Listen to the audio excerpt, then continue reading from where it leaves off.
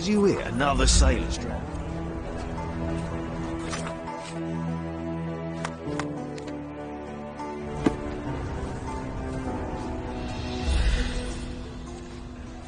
Did you hear? Another sailor's drowned.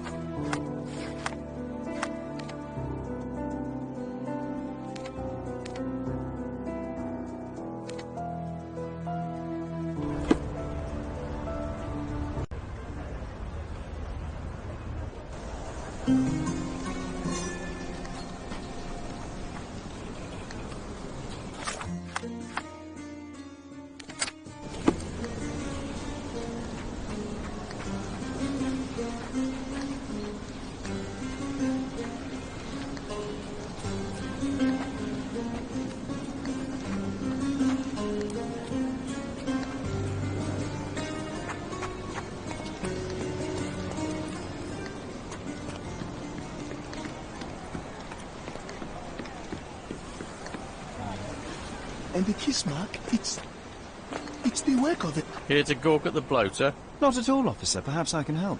Help with what exactly? Solving an accident? Fellow drank himself to death, literally. Case closed. It's not the first case, neither. A few days ago, another drunken sailor drowned himself in a fountain. What can you tell me about the other sailor? Nothing to tell. Some rich chap complained about a dead body in a fountain. Wasn't me who inspected the scene, though. Should have gone easy on the bottle, if you ask me. They get to shore, they start drinking like fish. Too bad booze doesn't make them grow gills, eh? I would like to take a look around. Go ahead. Just don't disturb the evidence, all right? I still have to write my report. There's talk on the streets that a siren could be responsible for the drownings. A siren? You mean the bird woman kind? Why, of course, we've got sirens aplenty round here. Harpies, too. Oh, please. The water is shallow and the slope is smooth. One would have to be dead drunk to drown here.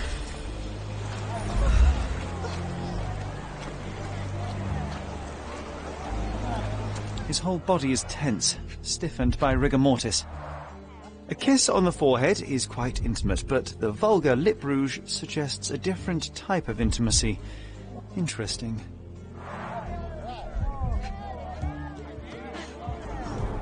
The face is frozen in a contorted smile. His fingers are clenched as if he's clutching to life even now.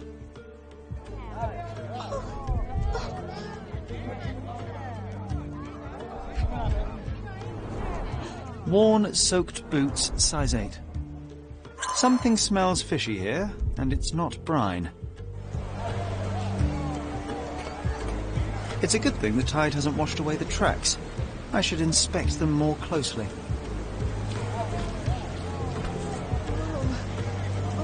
Siren's song. The rumours weren't so absurd after all.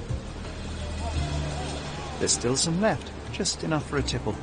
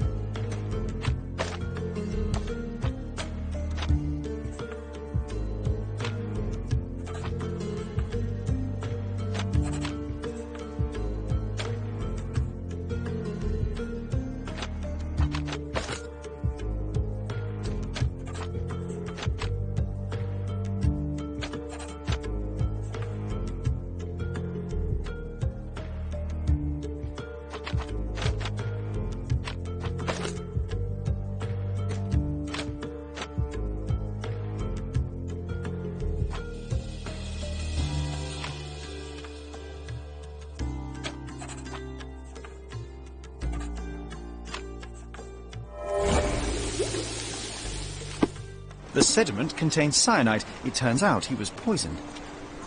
Didn't the copper say that fellow drank himself to death? He wasn't wrong.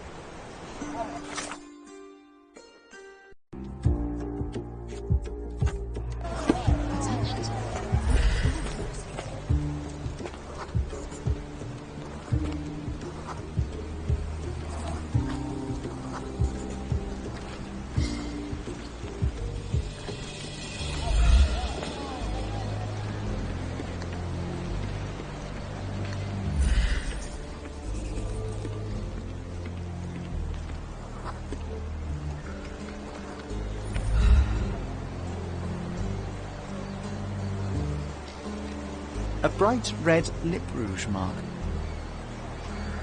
Light tobacco with a hint of citrus.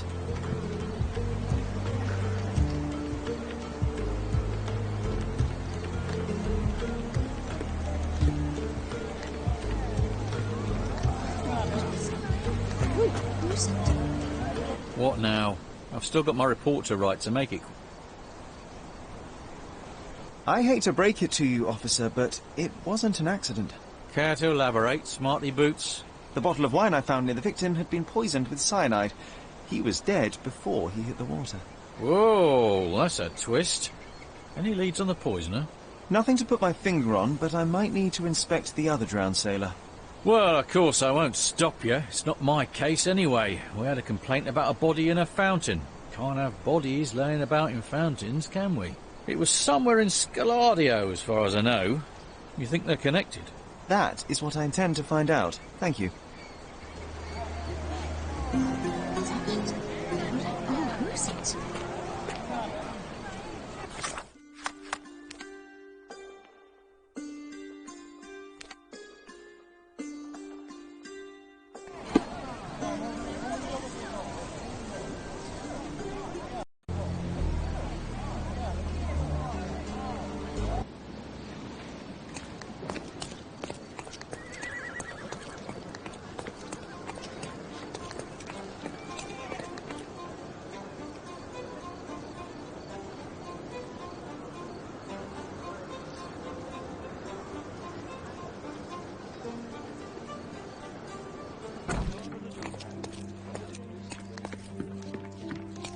Did you hear?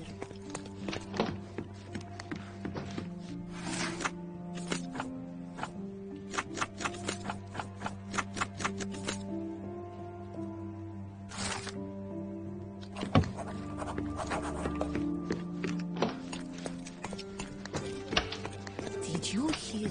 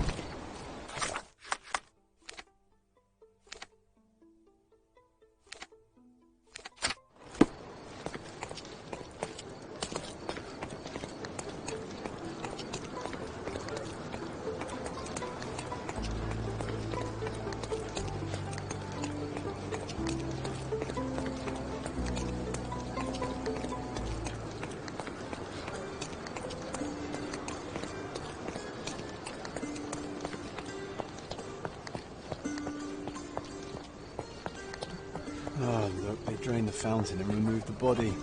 We're too late. No matter, we'll work with what we have. Last week's newspaper, the front page reads, "Sky is the limit, Governor funds Arsenal's second airship." A broken bottle with no label.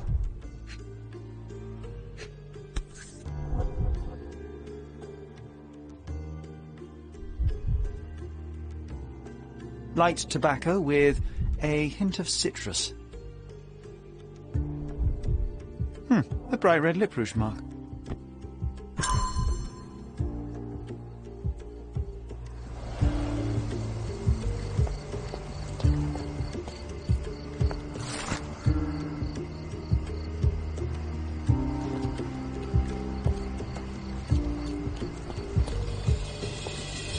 cotton shawl. Could it be our sirens?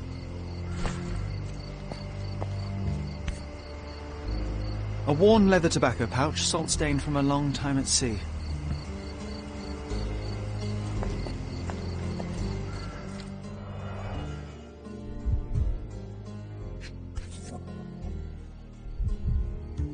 This wine, again. Don't sailors prefer spirits? Drained to the last drop. Ugh, the litter bin is right there.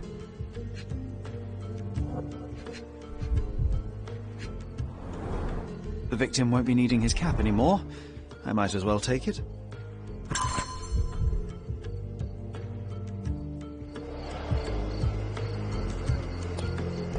Drowning in a 2 feet deep fountain? I've seen some things, but this really takes the biscuit.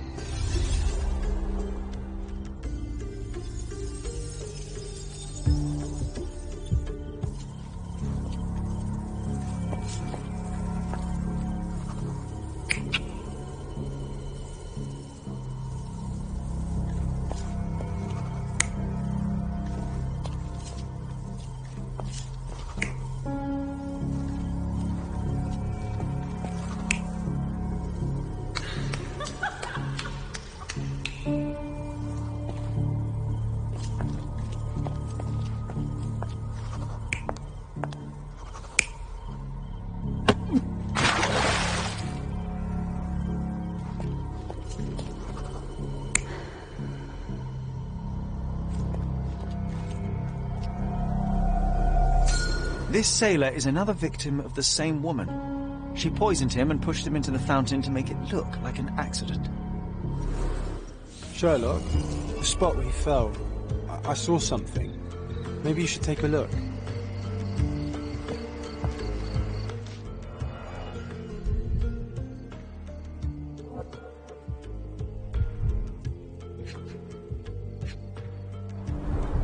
Blimey, the great detective is baffled by a piece of cutlery.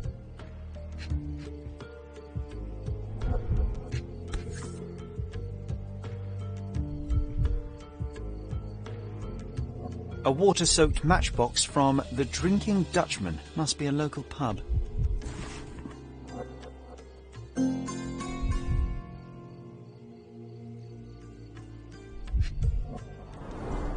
Venetian copper soldi. Authentic, but worthless.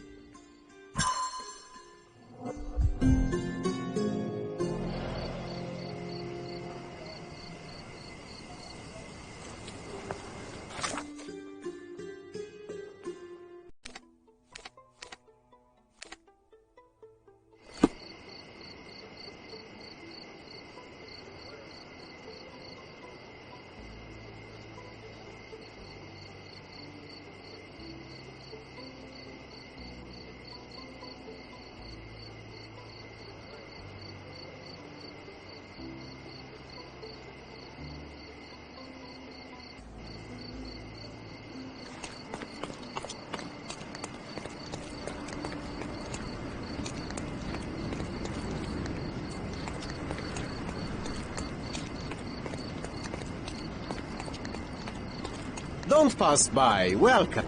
Let's pick something that suits you.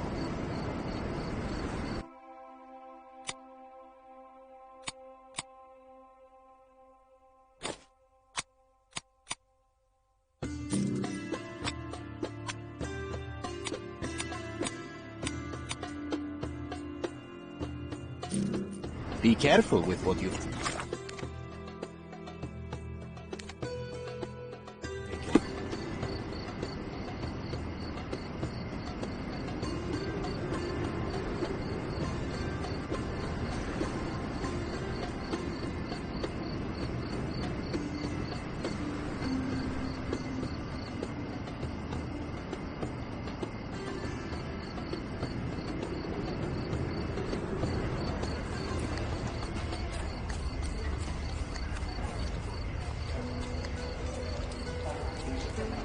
I'm shipping up to Boston in a few days.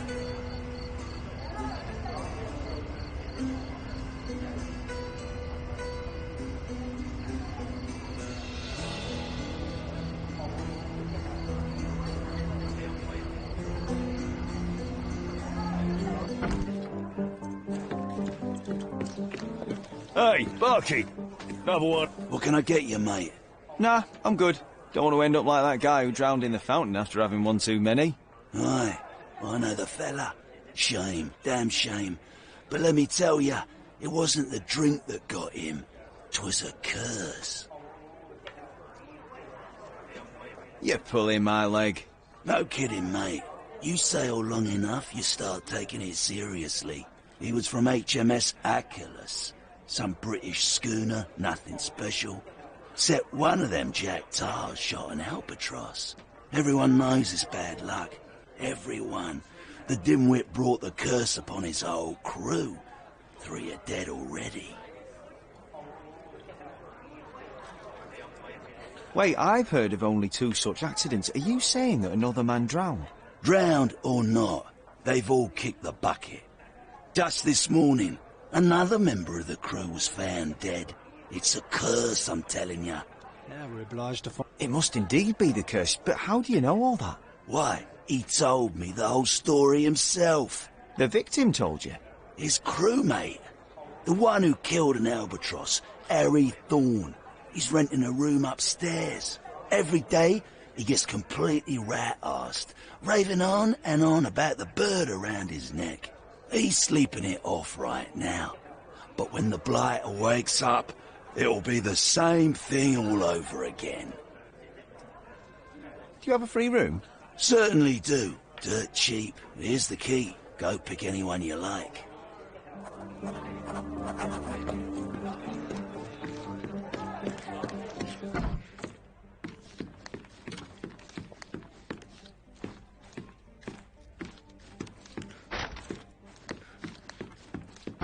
Oh, it smells of stale cigarettes and damp bedsheets. Not exactly the best place to stay in town.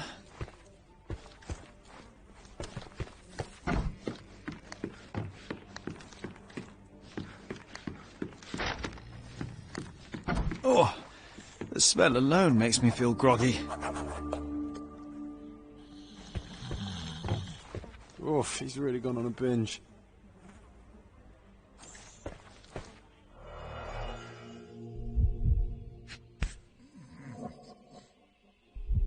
The photo of the cursed crew. Here's Thorne, and right next to him, our first drowning victim. Crew of HMS Achilles, Cordona, 1879.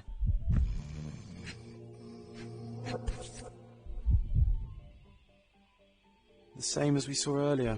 She's pretty free with her kisses. Perhaps too much for her own good. Now we walk into a trap, guns blazing. The game is afoot, Sherry boy. Well said. I think I'll borrow that line from you, old chum. He's out cold. No use trying to wake him.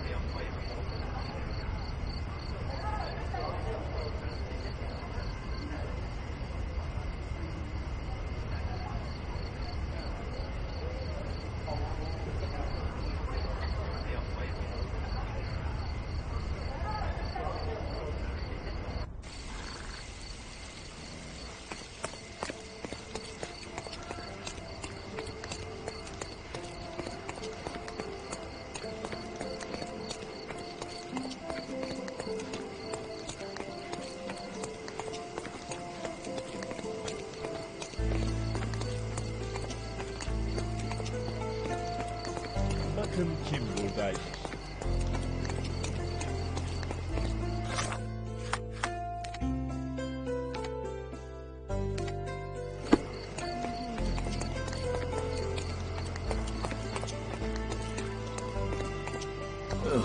This place stinks of urine and cheap alcohol. Well, if it ain't Mr. Smarty Boots. Guess what? You were right about the poisoning, but this time I'm ahead of the game. We've got another homicide on our hands. Same method, same everything. See for yourself.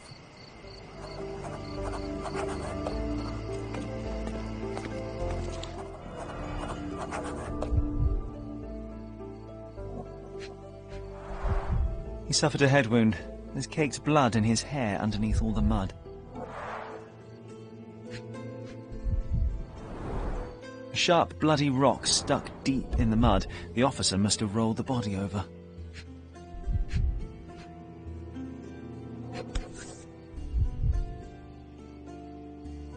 An empty bottle of rum. There'd be no sirens.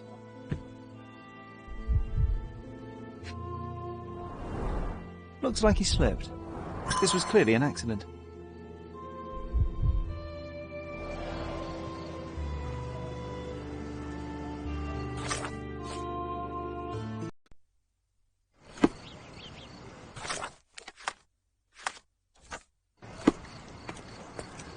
What did I tell you? We've a killer on the loose. I knew it. That may be true, but this here is very clearly an accident. The victim slipped and hit his head on a rock. I would have thought it obvious. Oh, you've got to be kidding me. I thought I had all this sewn up. But you just had to come along and make me look like an idiot. I hope you're happy now, genius. Just move along. So it was a curse after all. A curse of clumsiness.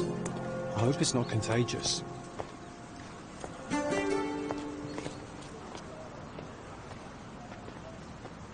Merhaba. Açın. İyi.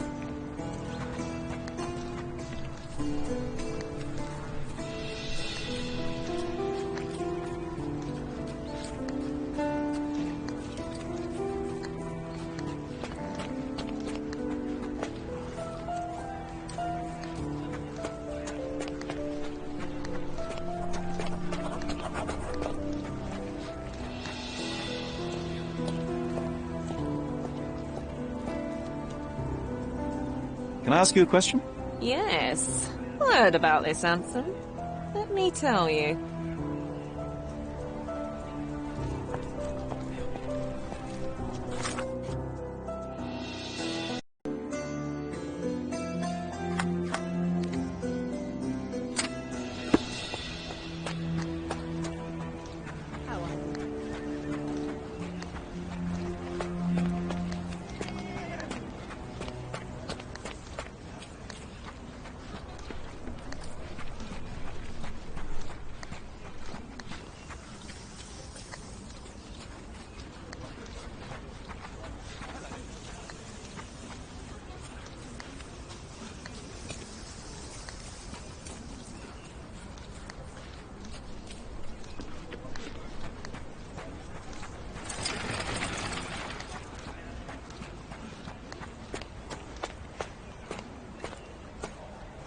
Sorry, you're not my type.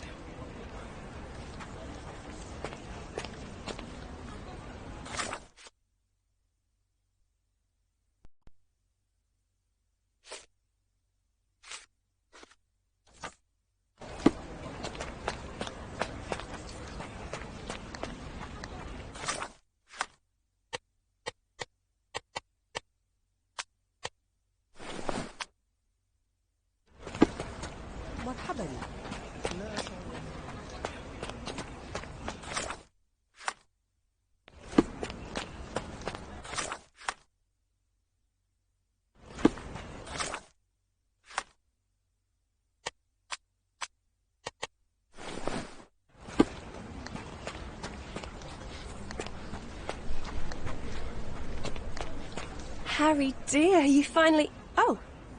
I'm sorry, sir. I thought you were someone else. Who did you think I was, miss? I'm waiting for a friend. He's a sailor, like you. Sorry again for the confusion.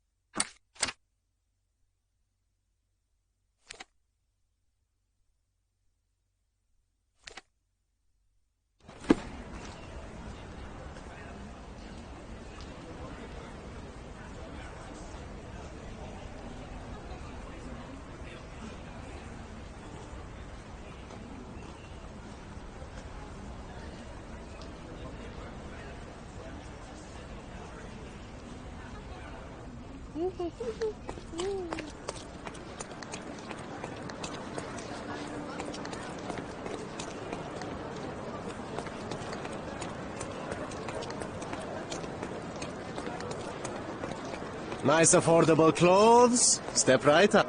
Let's pick something that suits you.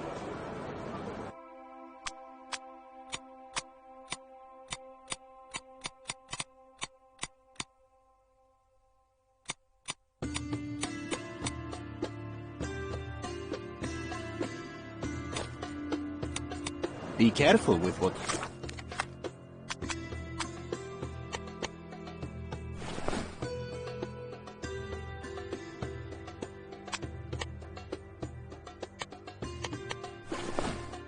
you've taken.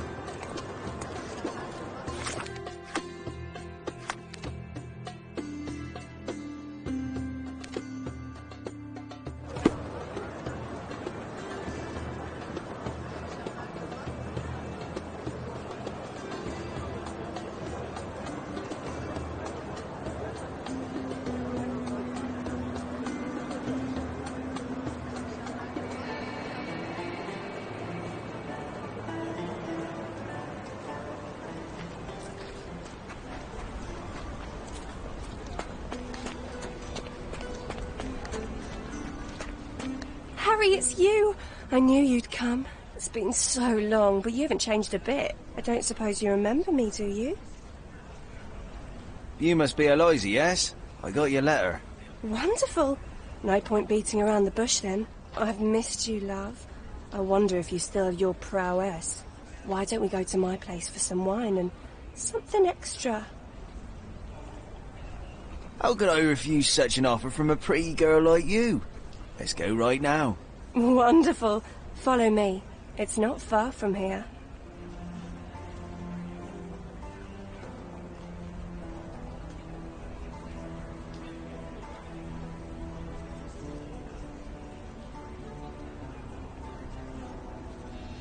Well, here we are. Make yourself comfortable, love. There's wine on the table. You should have some, loosen you up. Bring out your naughty side. Won't you drink with me? Absolutely. I'll join you in a minute. I just need to powder my nose. All right, then. I'll be waiting for you, pet. Did you just call her pet? Seriously? Boy, you are truly hopeless, Sherlock. Siren's song. She is consistent, I'll give her that. The bottle was open and the cork replaced.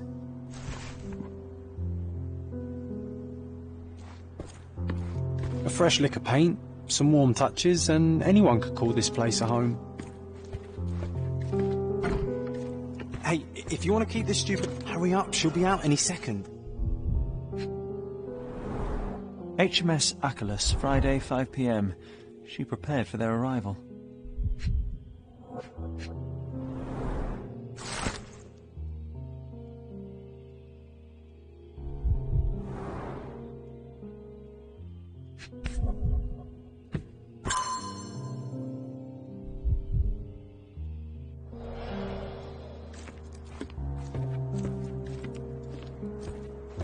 Come on, hurry up.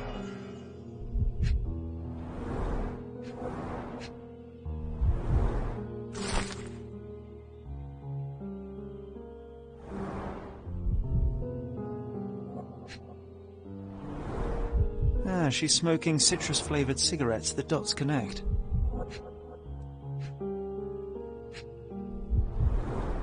This lip rouge looks good on her. Just saying. White powder with a bitter almond-like odour. These are no smelling salts. It's cyanide. Oh, here she comes. Sorry for making you wait, sweetie. I hope the wine has kept you good company.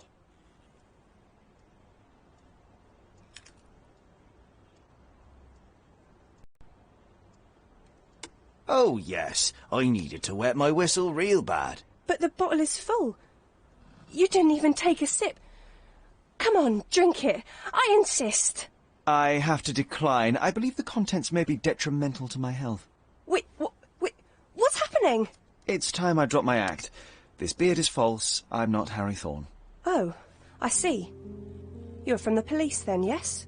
Here to question me? There's no need. My name is Sherlock Holmes. I know that you killed Thorne's crewmates, and I know why. Well, Mr. Holmes, you can save your breath. I won't deny a thing. But please, stop tormenting me with this farce. Do what you must.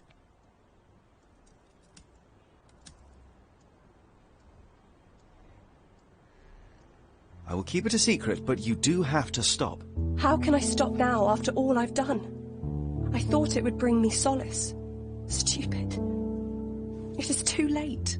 You cannot undo what you've done, that much is true, but it's not too late to move on. It's never too late. You're right. You must be right. I knew it all along, I just didn't have it in me to admit it. I'm glad that you do now. And here's your shawl. Try not to lose it again.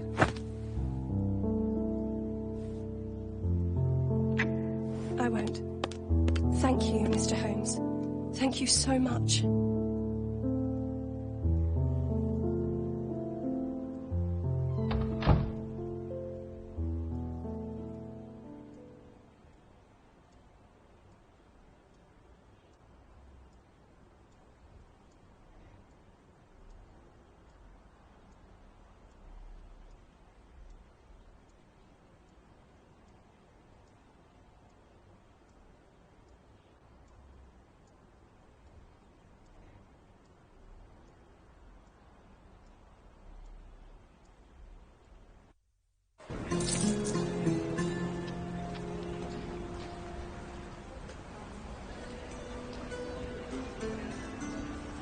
That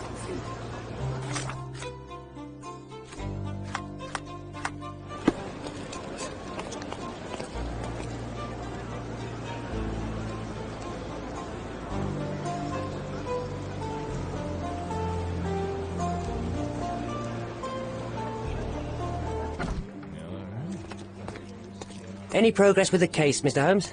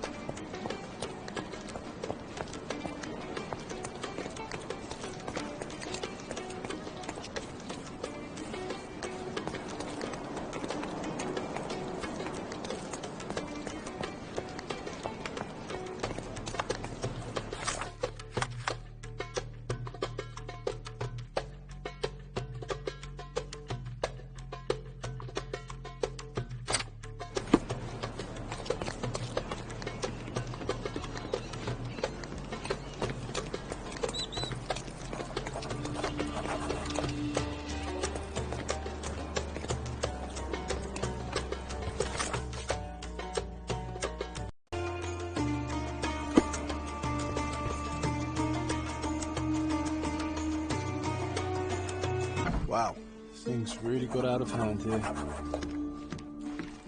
Solid oak. It took quite a blow to break it.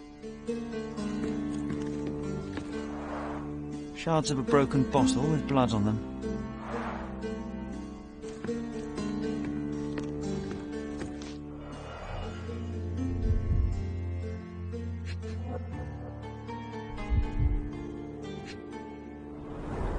Someone must have landed hard on it.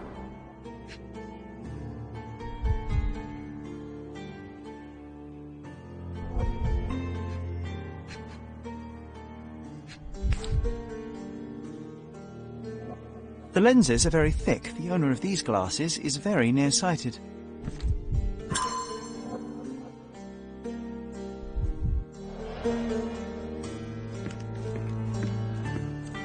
Spilled beer led to spilled blood. An unfinished bottle of rum.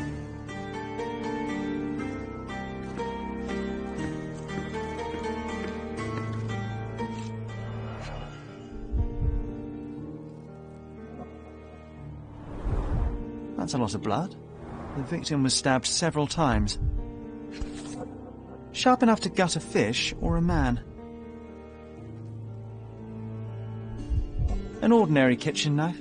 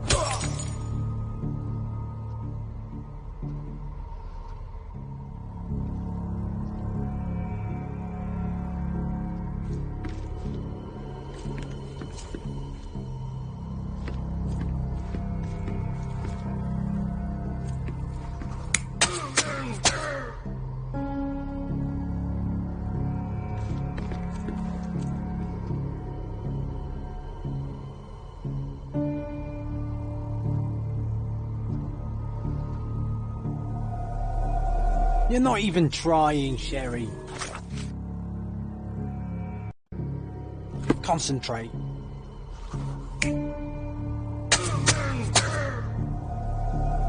You're not even trying, Sherry. Concentrate.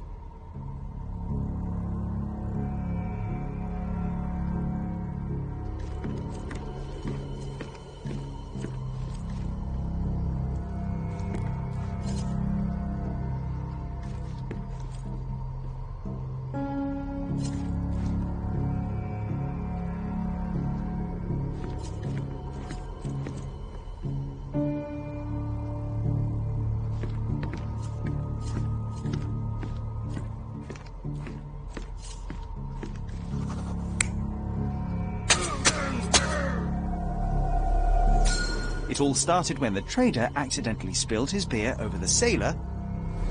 The trader punched the soldier who came crashing down on a table. The worker smashed a bottle over the trader's head, then the sailor knocked the worker out with a chair. The soldier is the real killer. He wanted to knife the trader but killed the sailor due to his poor eyesight.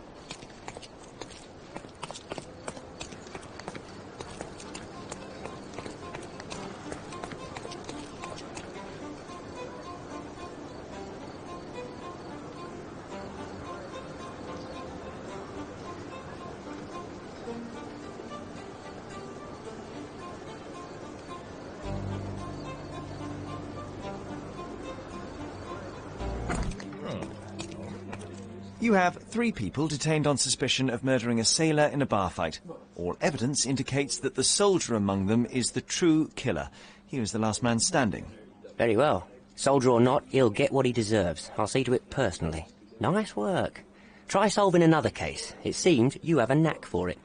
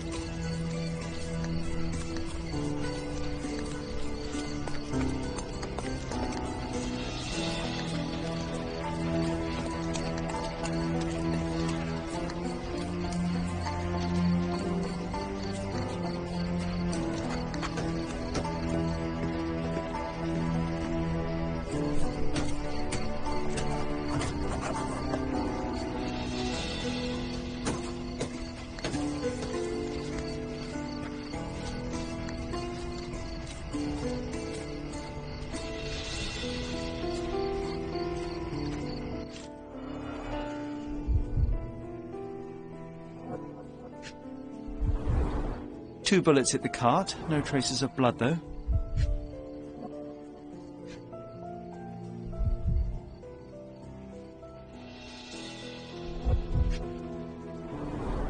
Droplets of blood. Someone caught a bullet here.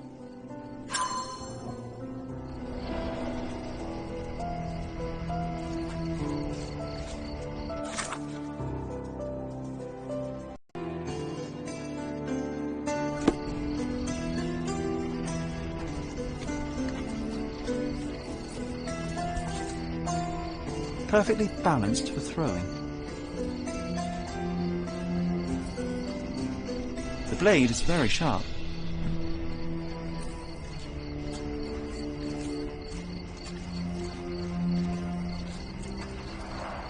The man with the shotgun fired only 2 shots. Seems he was too busy bleeding to reload. Stuck deep in the wood.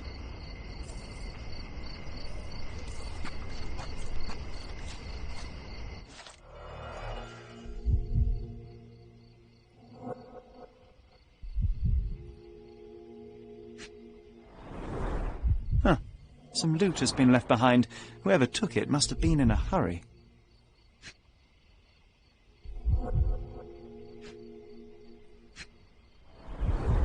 Greed and booze got the better of them. No wonder it ended in violence.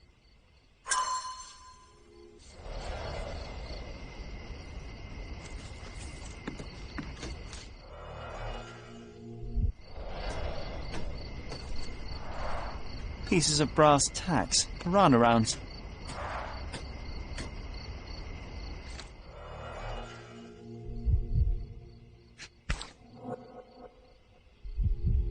A brand new Colt, .45 caliber.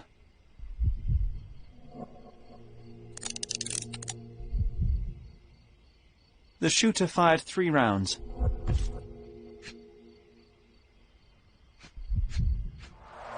Bent glasses with cracked lenses.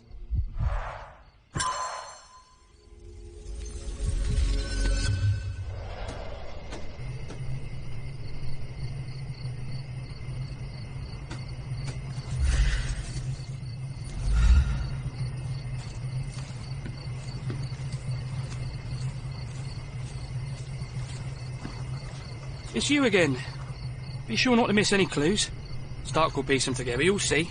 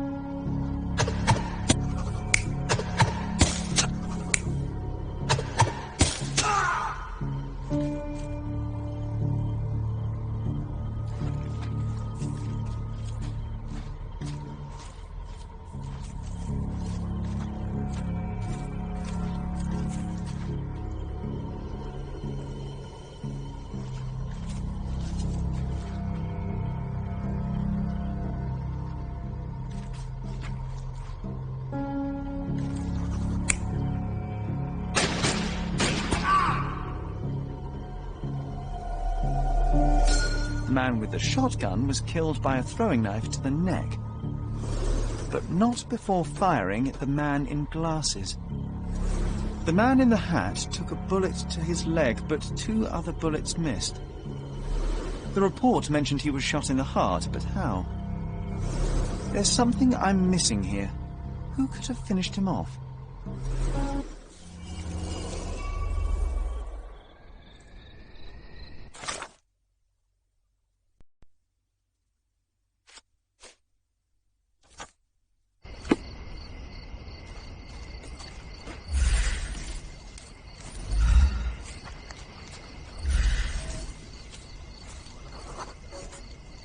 A police boot print.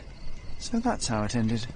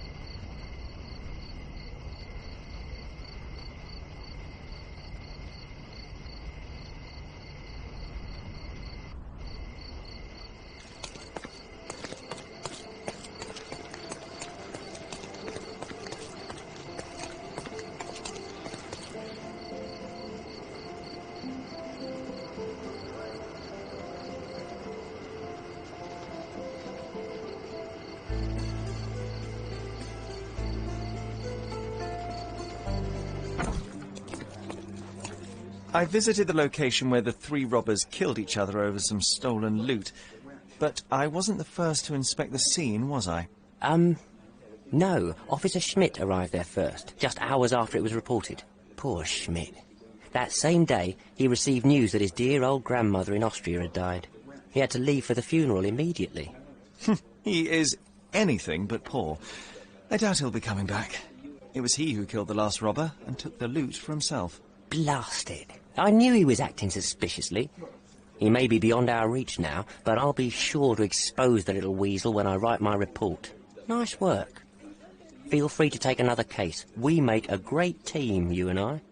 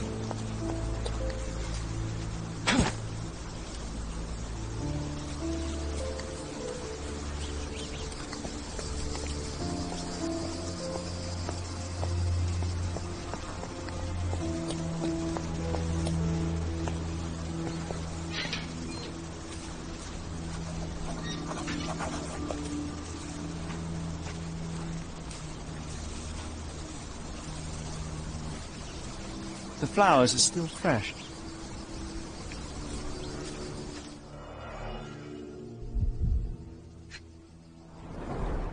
This is a somewhat neglected and dusty hat. The stone is rather unwieldy, so it couldn't be used as a weapon. Someone fell and hit their head on it. We're dealing with a very immoderate bloodsucker here.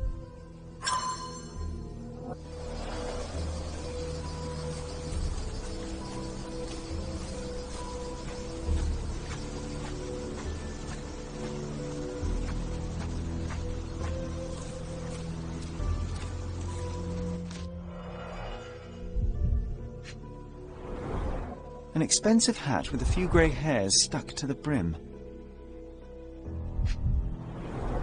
Someone tore their trousers here.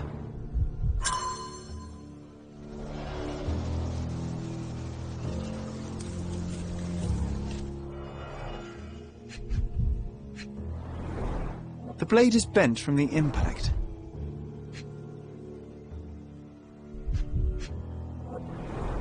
The bleeding wasn't severe, there are just a few drops.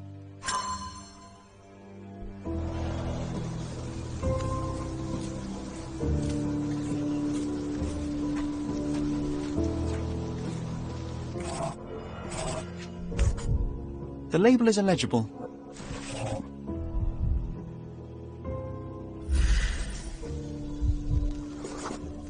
Looks like a set of surgical instruments. One is missing.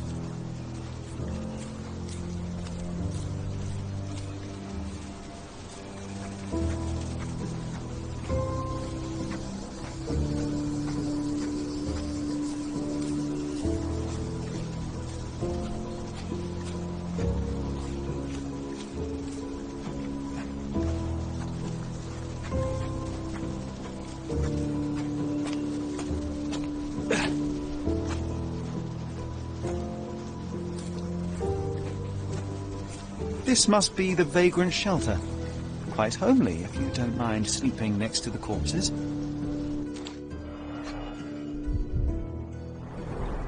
Nicely roasted.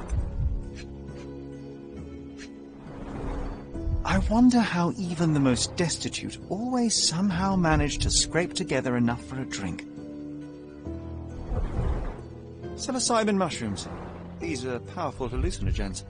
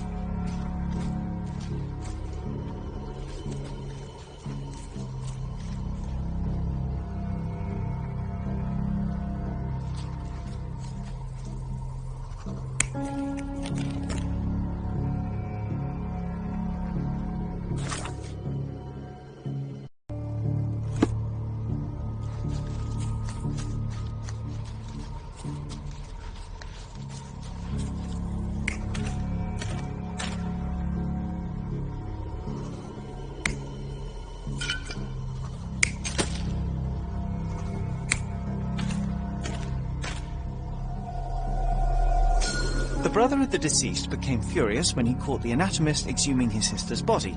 He killed him with a shovel.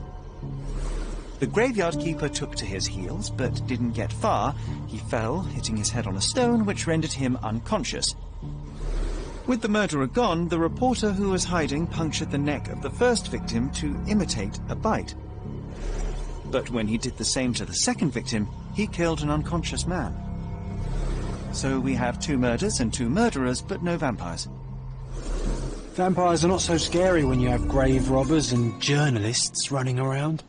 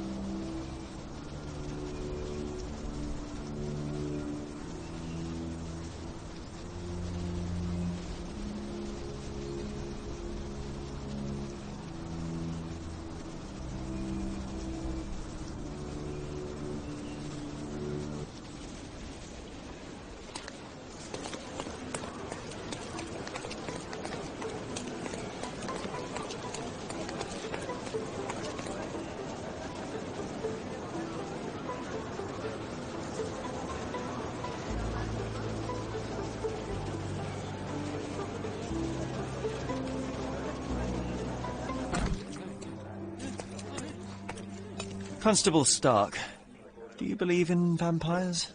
Eh? What do vampires have to do with anything? Oh, that's exactly what I thought while looking into the murders at the cemetery. The primary suspect is indeed the murderer, but he's not the only one. The reporter, who so easily fooled everyone with his vampire stories, killed the other victim. But why would he do that? He believed the unconscious man to be dead, and decided to concoct a thrilling story for his readers. Oh, thank you, Mr. Holmes. I'll have the conniving little scrub taken in immediately. There's only one case left. Don't let me stop you.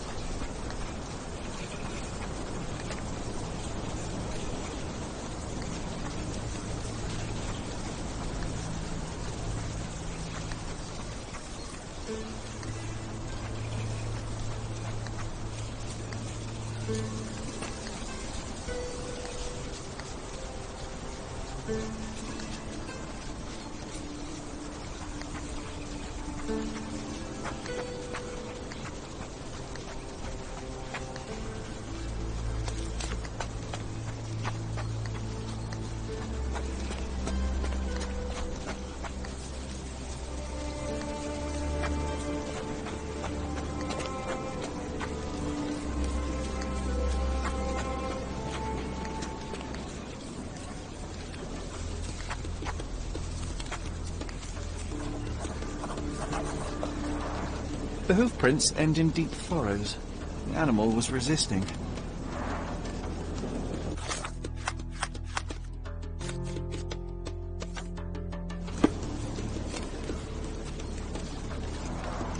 What a waste.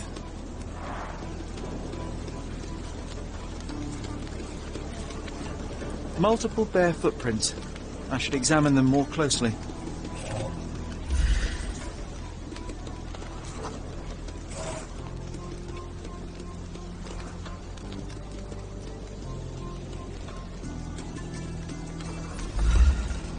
Multiple bare footprints.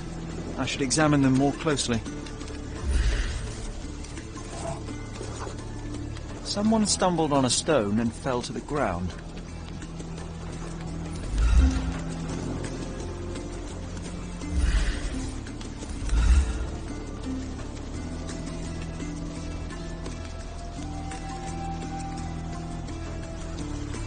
The priest said that he came here to stop the ritual.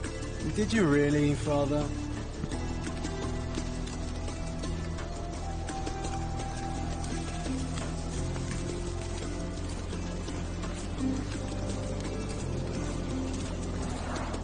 The robe is soaked with wine.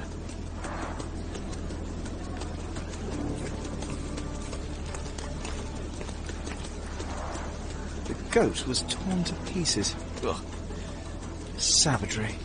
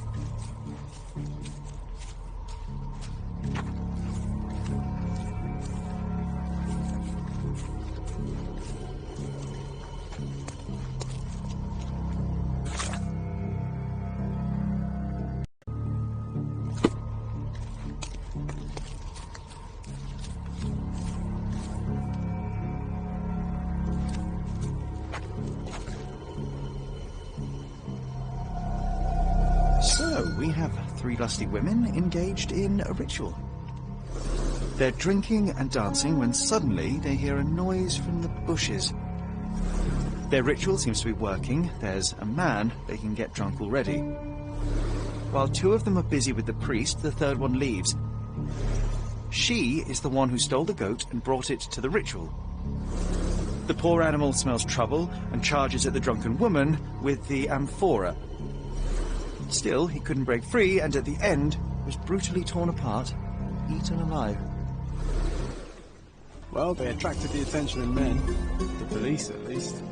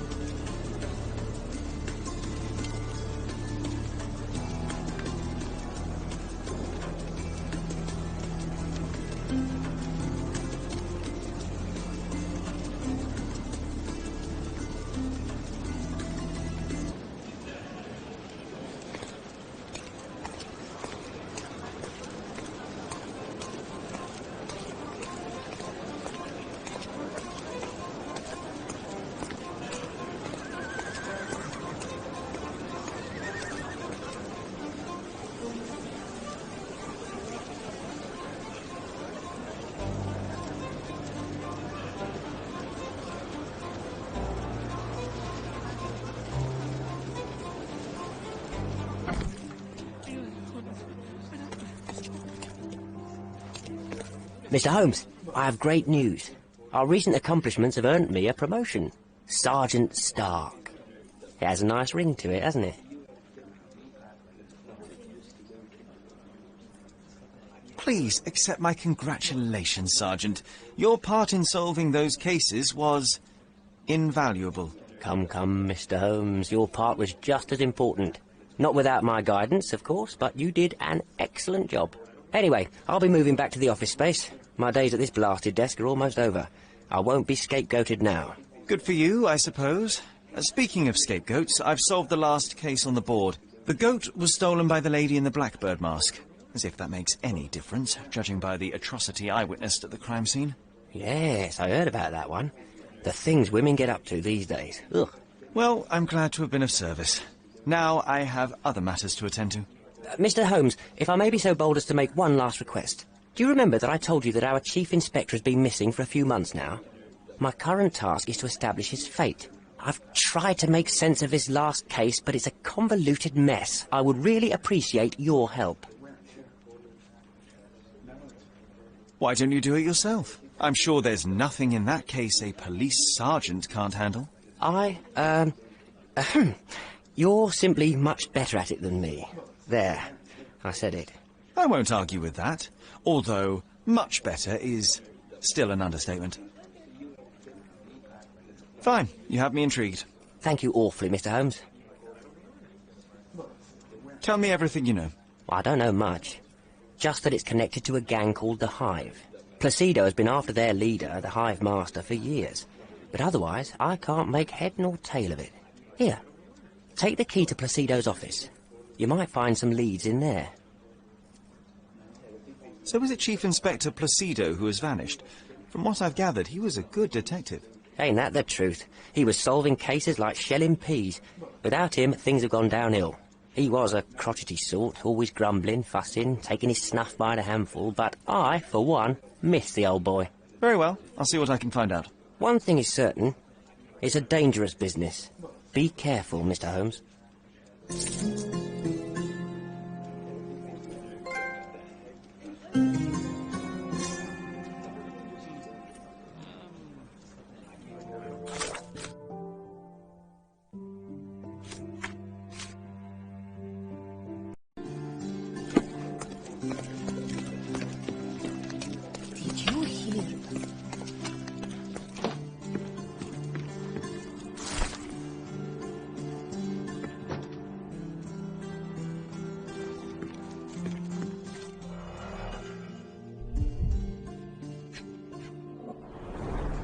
Hive Master. Crime lords just love catching monikers. The files are gone, that's odd.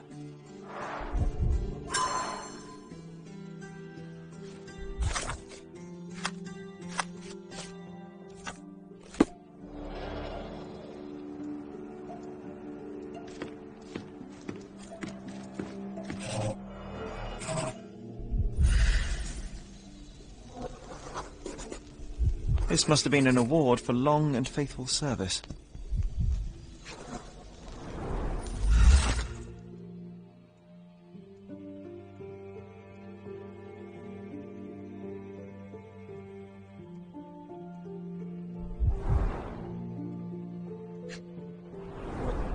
A box of snuff. Strong stuff.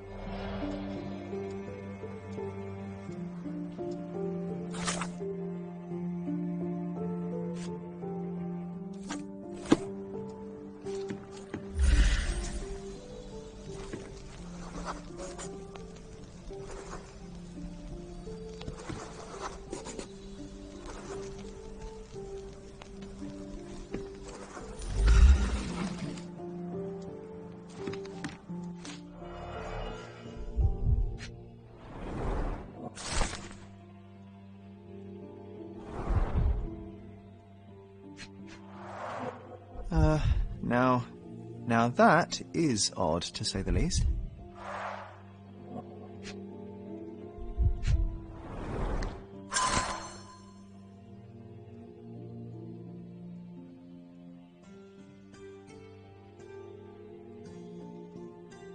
Let's take the ears, Sherry. It'll bring us luck. You'll see. Good lord, you can't be serious.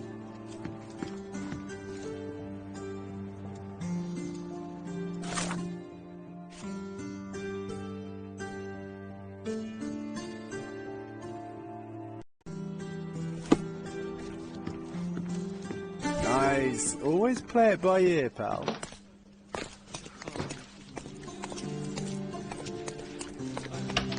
Did you hear?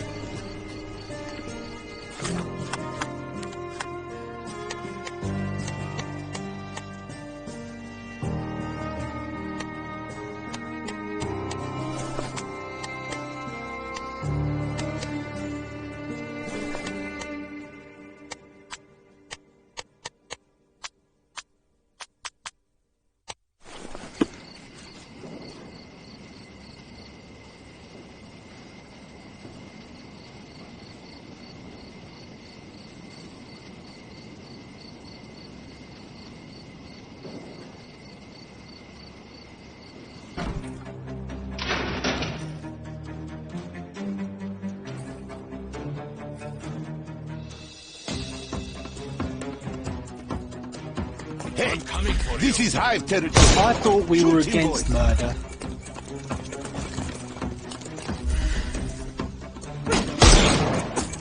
Hey, you could have kept him alive.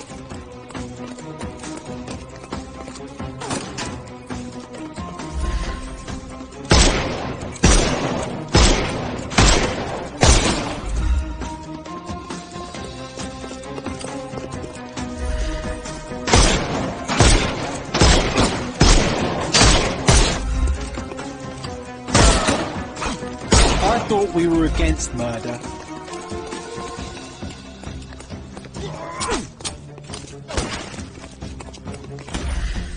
No, you killed him! I thought we were against murder.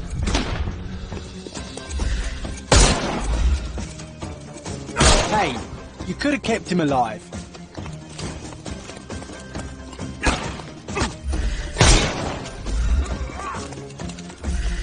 No, you killed him!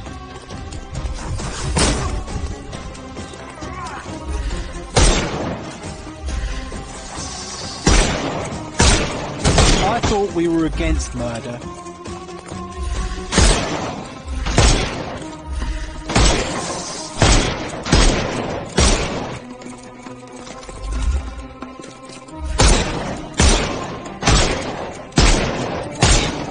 No, you killed him!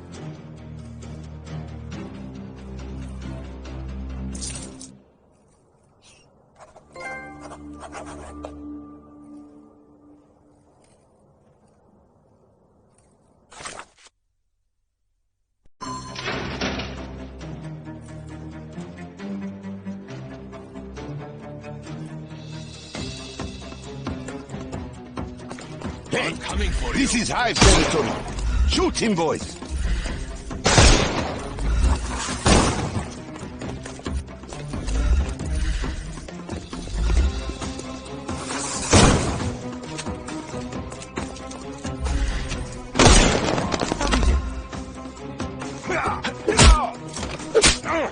the rest, my friend.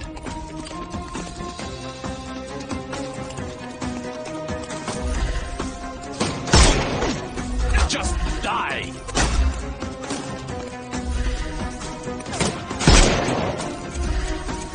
Time to knock this guy out.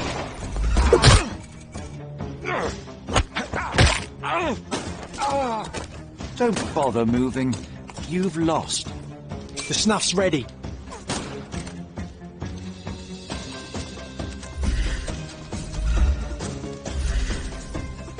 It's all yours now. Go for it.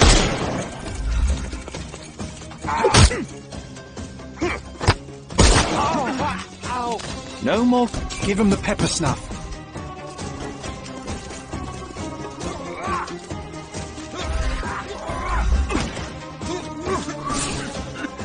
I'm coming. Too simple.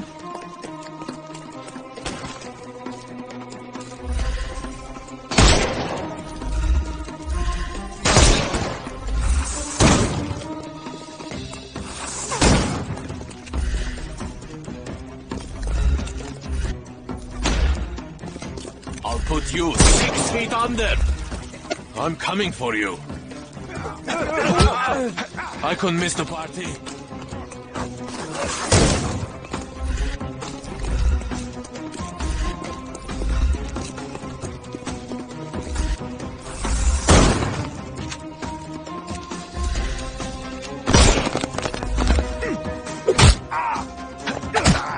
Don't bother moving. The snuff's ready.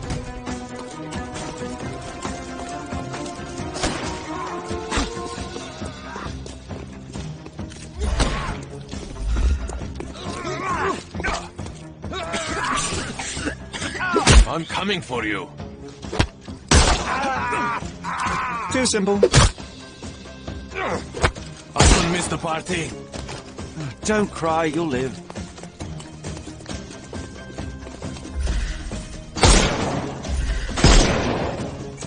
Time to knock this guy out.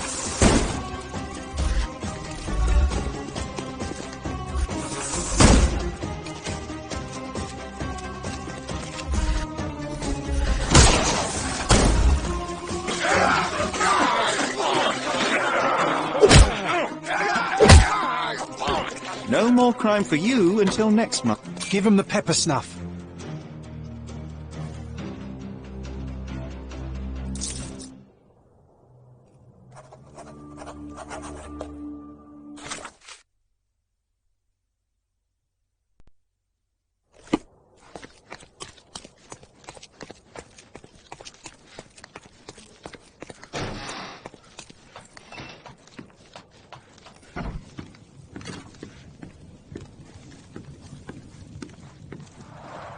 What a convenient way to pull the wool over the eyes of the customs house.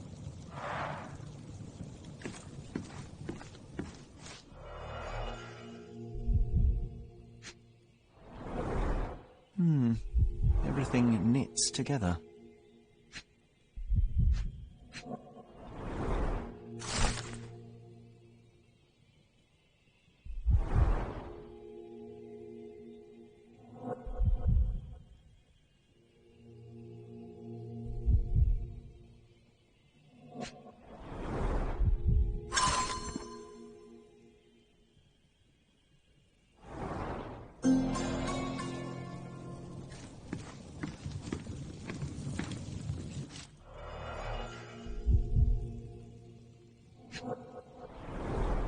Someone's been burning papers, I see.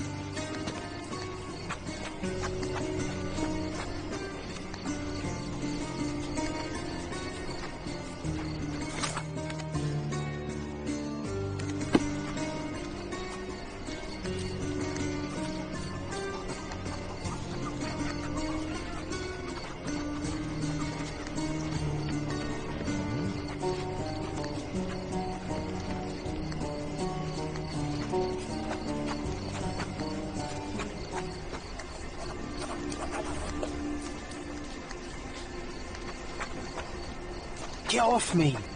Sherry, don't even think about breathing these nasty things. Ugh.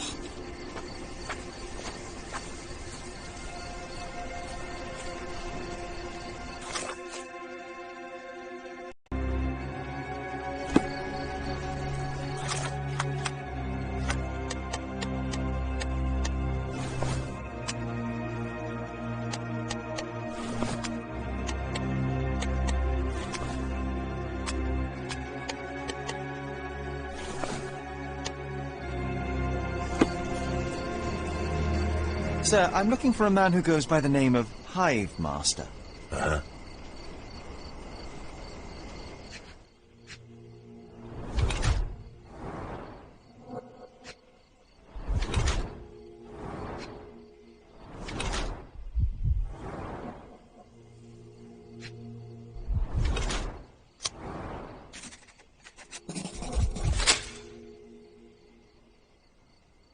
Chief Inspector Placido. And what makes you think that? Why, your missing ear, amongst other things. You need a larger hat.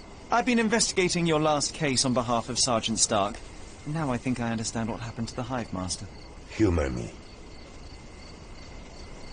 You killed him, didn't you? Huh? You're sharp, son. I'll give you that. But why? Everyone deserves a trial. Wasn't my choice. He and his thugs attacked me when I went to arrest them. It was a kill or be killed kind of situation. Turned out for the best, though. With his cronies dead, not a soul knows what the Hive Master looks like. His own gang, scared stiff of him. So you assumed his place to dismantle this criminal enterprise from within? Damn right I did. And after I'm done, I'm not planning to go back. I've had enough of this rotten nest of corruption. But it just won't leave me alone, will it? First, they dismissed my retirement requests, and now they send a sleuth after me. It's not like that. I tell you what it's like, son. This is not the first case you've worked on for Stark, huh?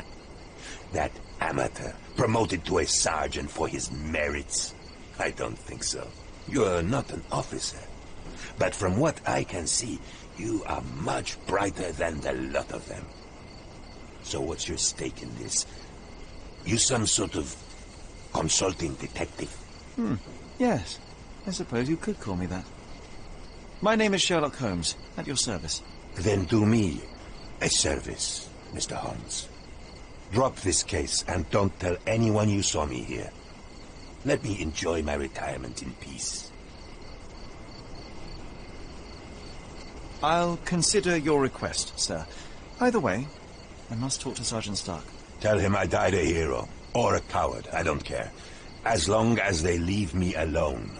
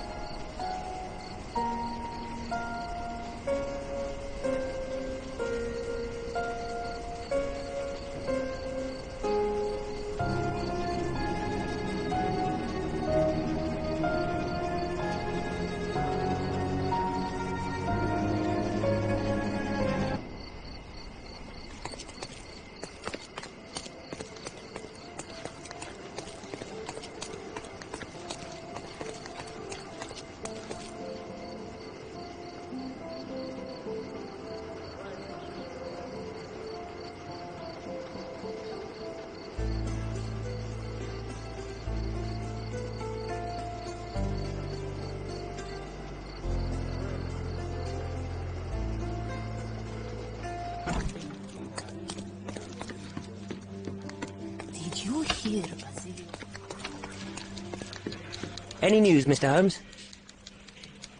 Chief Inspector Placido can be presumed dead. I was unable to find his body, but the evidence is unequivocal. He's gone. I suppose I expected as much, but still it doesn't make it any easier. Placido was a good man. You would have liked him if you'd met him. Yes, it's a pity. I'm sure I would. In any case, no matter how bad, the truth is better than uncertainty. Please, take this as a token of gratitude. You've done us all a great service. Thanks again for your help. Good luck, Mr. Holmes. The man deserves to be left alone.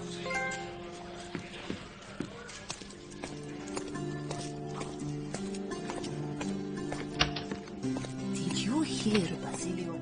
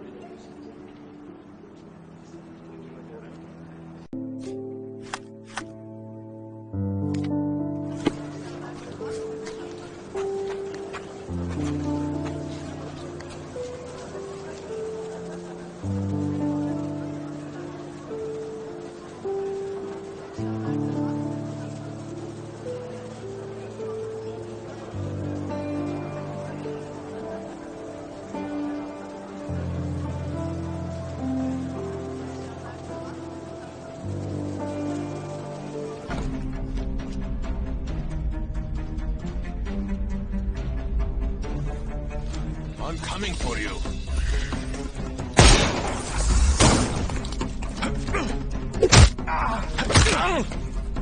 Don't bother moving.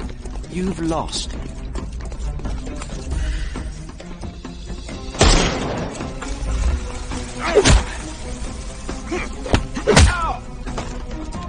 No more crime for you until next month.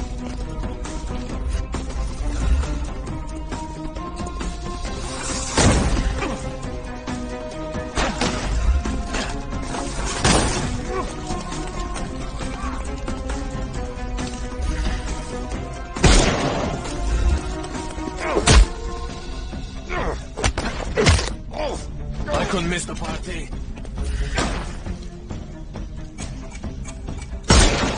The snuff's ready. Don't cry. Give him the pepper snuff.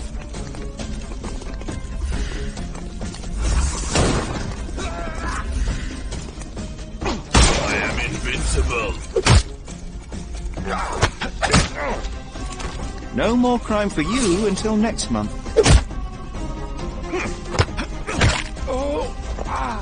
I'm coming for you. I'm coming.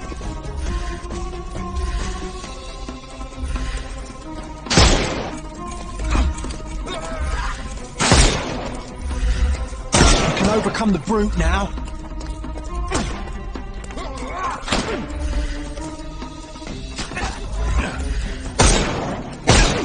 Tell him so. I'm coming. The snuff's ready.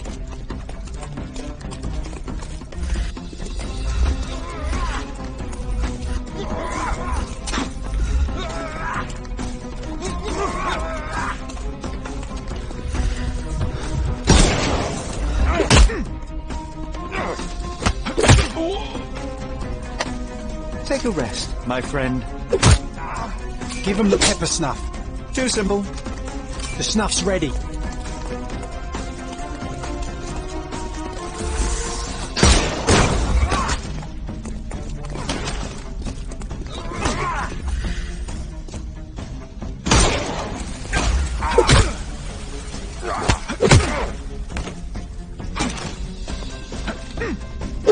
Give him the pepper snuff. Don't cry, you'll... The snuff's ready. Just die!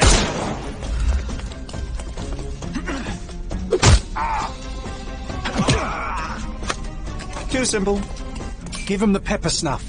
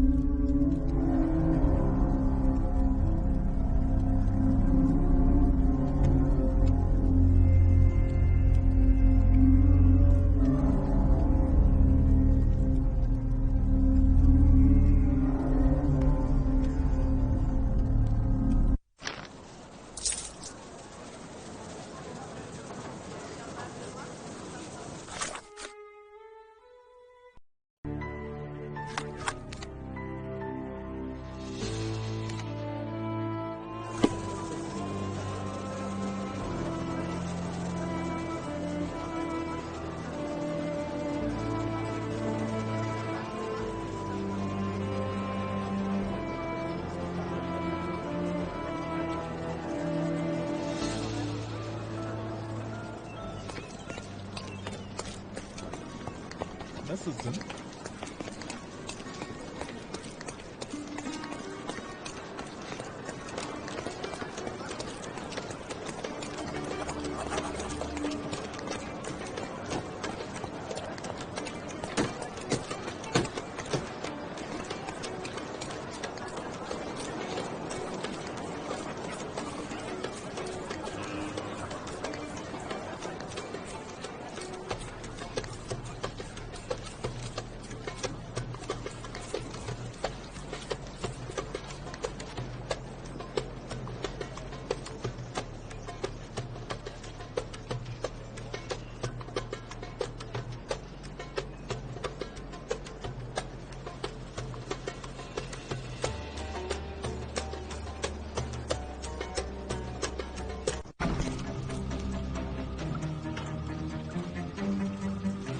I'm coming.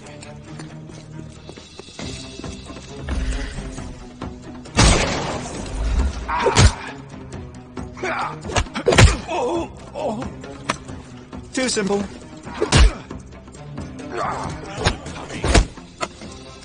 No more crime for you until next month.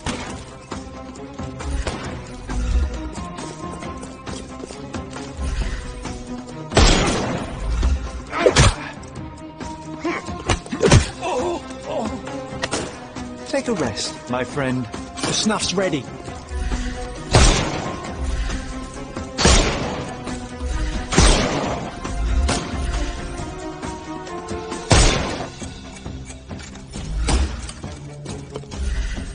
You can overcome the brute now.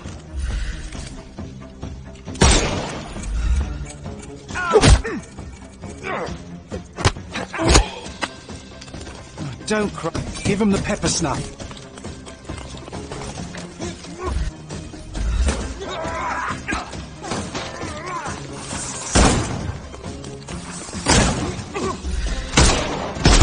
Invincible. I couldn't miss the party. Don't bother me. The snuff's ready. It's all yours now. Go for it.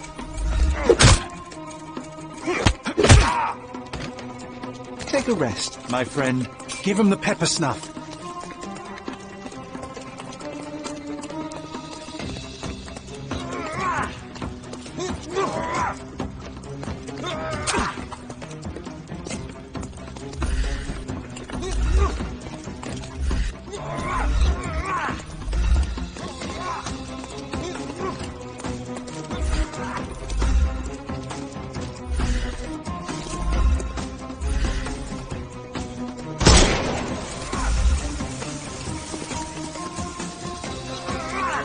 Your tricks are useless!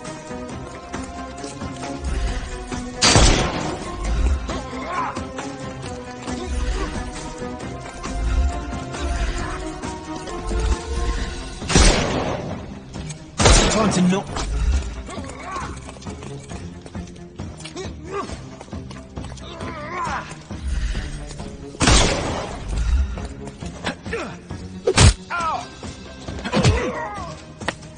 No more crime for you until next month.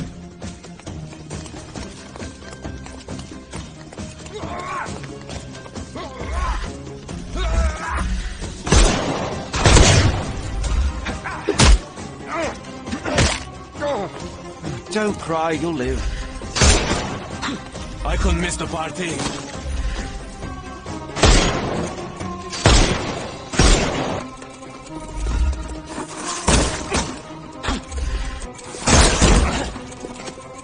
It won't work this way. The snuff's ready. I am invincible. Time to knock this guy out. I'm coming. I'm coming for you.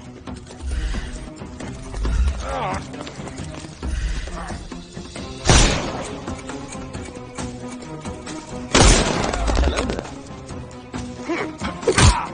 Take a rest, my friend.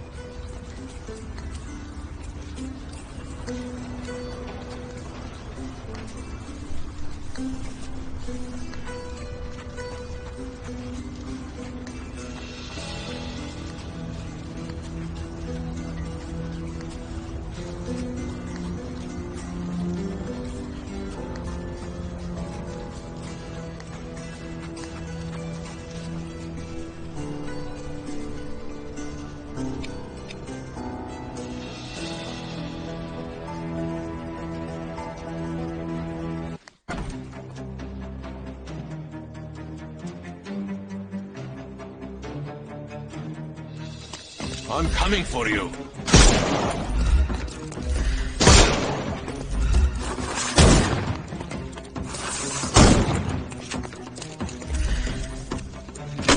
Excuse me. Don't cry, you'll live.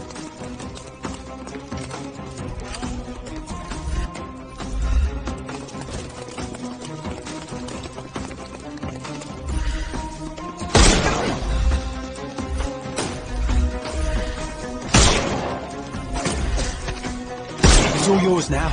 Go for it.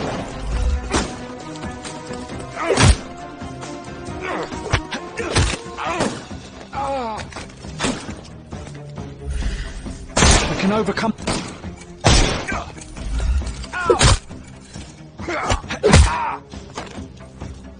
Give him the pepper snuff.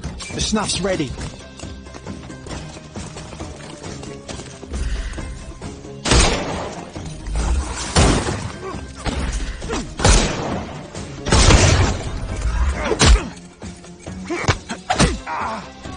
Too simple. Give him the pepper snuff.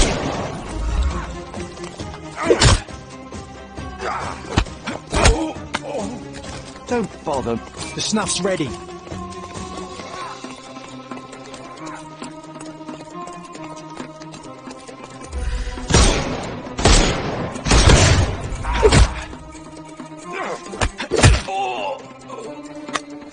No more crime for you and... Give him the pepper snuff.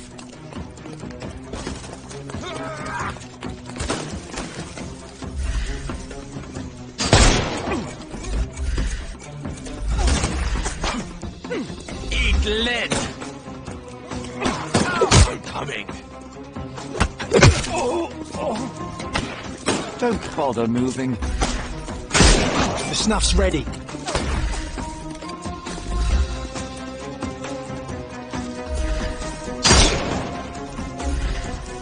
Time to knock this guy out.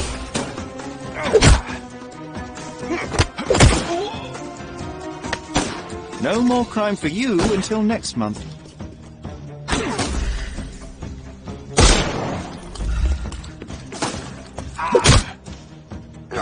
Watch this! Don't bother moving. You've lost.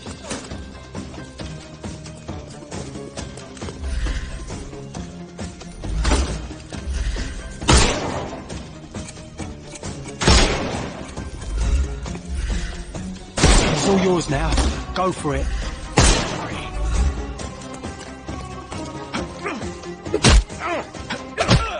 Too simple. Give him the pepper snuff.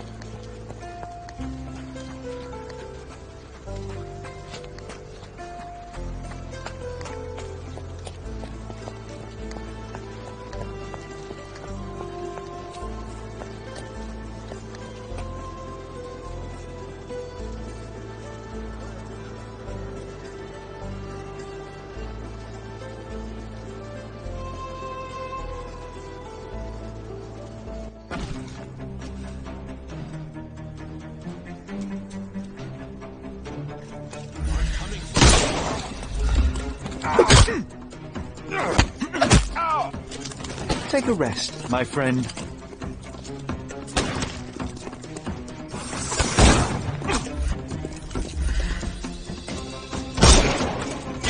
For some pain.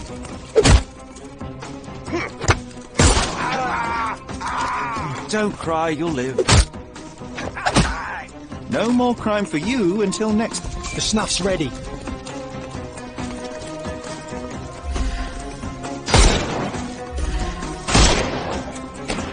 can overcome the brute now.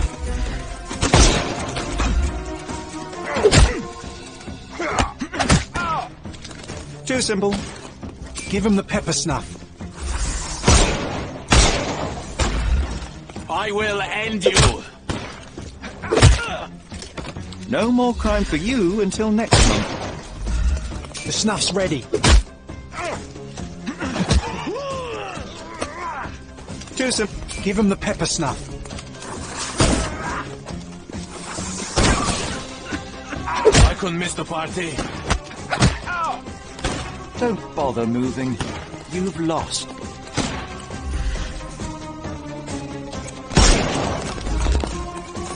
I'm coming. No more crime for you until next month.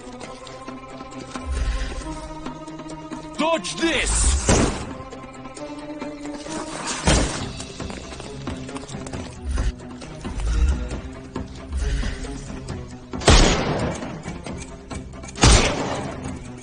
Trying to knock this guy out.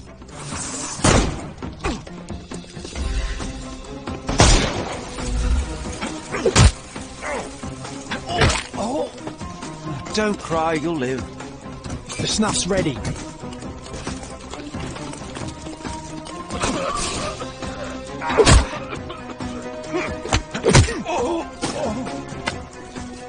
I couldn't miss the party.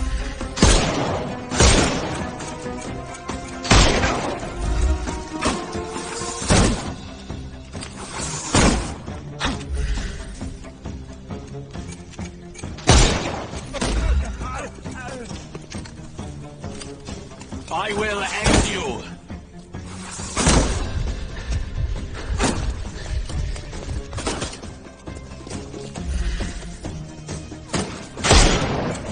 Can overcome the brute now.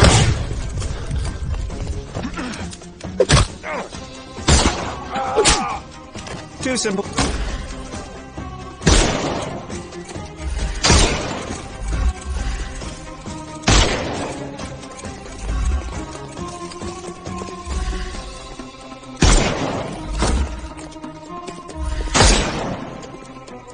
Time to knock this guy out.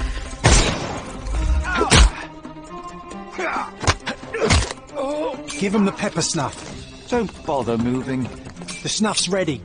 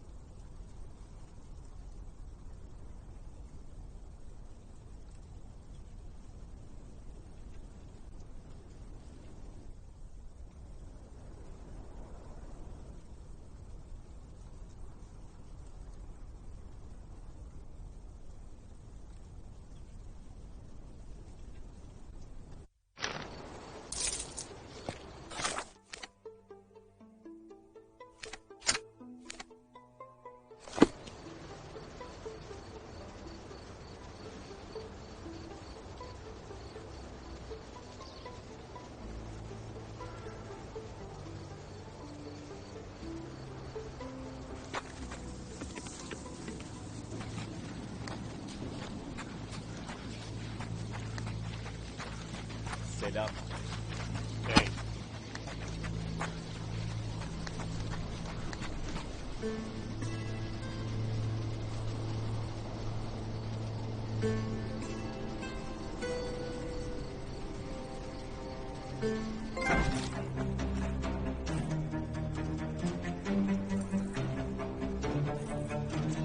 I'm coming for you.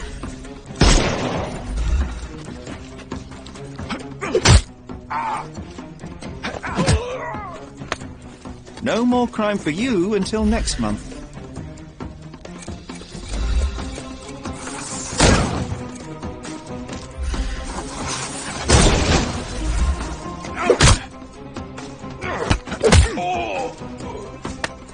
Take a rest, my friend.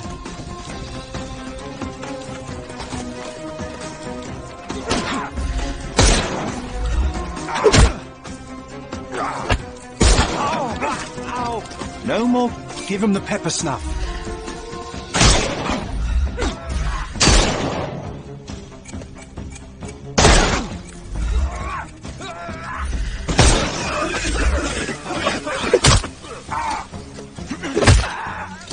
Don't bother moving. The snuff's ready. Take a rest, my friend. Give him the pepper snuff.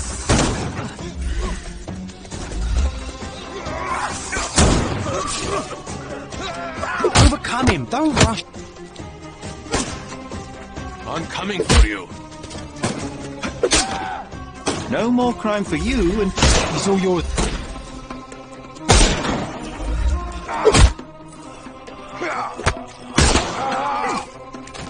Don't cry, you'll live.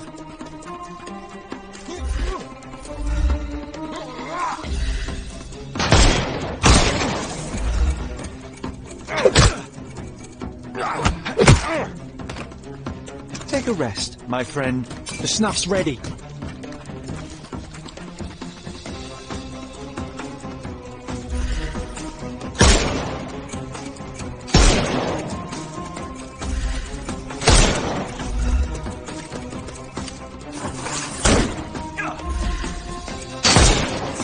Time to knock this guy out.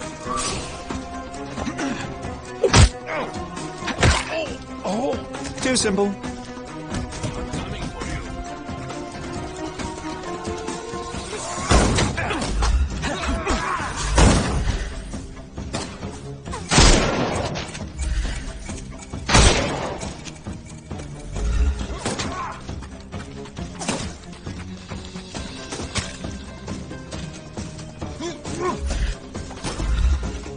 I will end you. It's all yours now. Go for it. I couldn't miss the party. Don't bother moving. You've lost. Just die.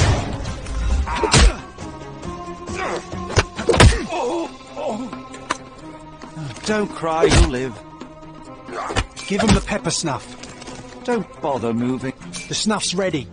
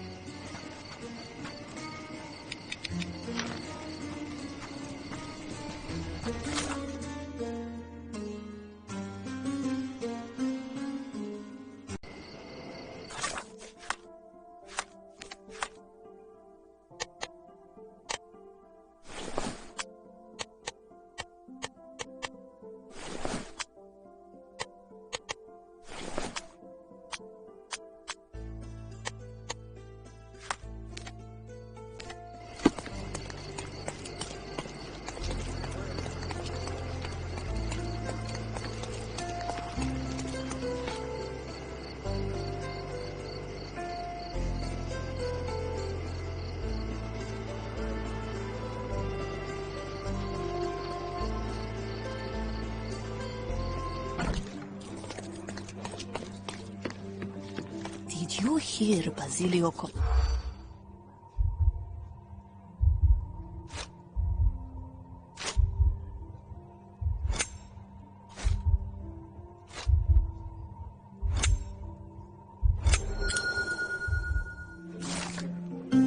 In the police. Let's pretend to be cops, eh? We can just stand around and look confused.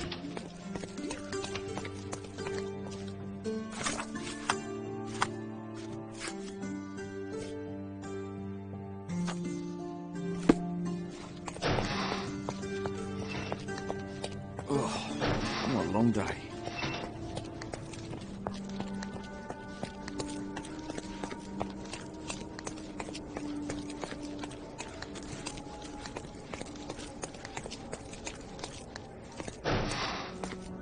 Excuse me, but are you Mr. Capello? My name is Sherlock Holmes. I'm hoping you could spare a moment to talk.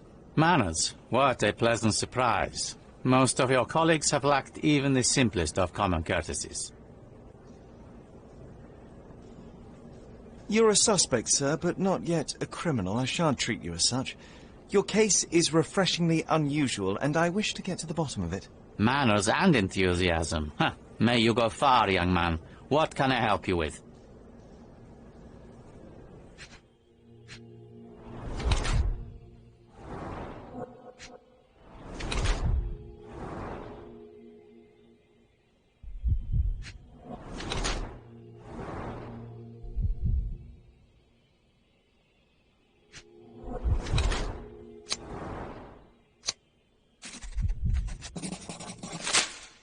You are surprisingly composed for a man accused of murder. Not so easily shaken, I take it. Life is full of surprises. You'd be astonished how many deals go sour due to a force majeure. One becomes skilled at adapting. I am confident this will all be set straight. Until then, I will endure. Much how you endure that injured hand. Those bruises look painful, but you seem barely aware of it. Were you attacked? No. A minor accident, nothing more. My heady days as a man out to prove his valor are far behind me. I now know that to succeed in life, one must stay calm and plan ahead. The world will turn your way eventually. And if it does not, then one must persuade it so. Please, tell me how you ended up in this situation. Well, this morning some clients arrived to finalize their purchase of a Capello modular safe. But when we opened the door, out tumbled a dead man. And I take it this wasn't normal? No, I normally keep my corpses in the wardrobe. Please, young man, spare me your wit. The rest of the day was a blur. I recognized the victim, and it seems so did the police. That was enough to make me the main suspect. Who sent for the authorities? No one. As it happens, we had a break-in last night. Nothing was stolen, but for insurance purposes, the report had to be made. So, police officers just happened to be on the premises when we discovered the body in the safe. You say you became the suspect when the police identified the victim. Is there history between you?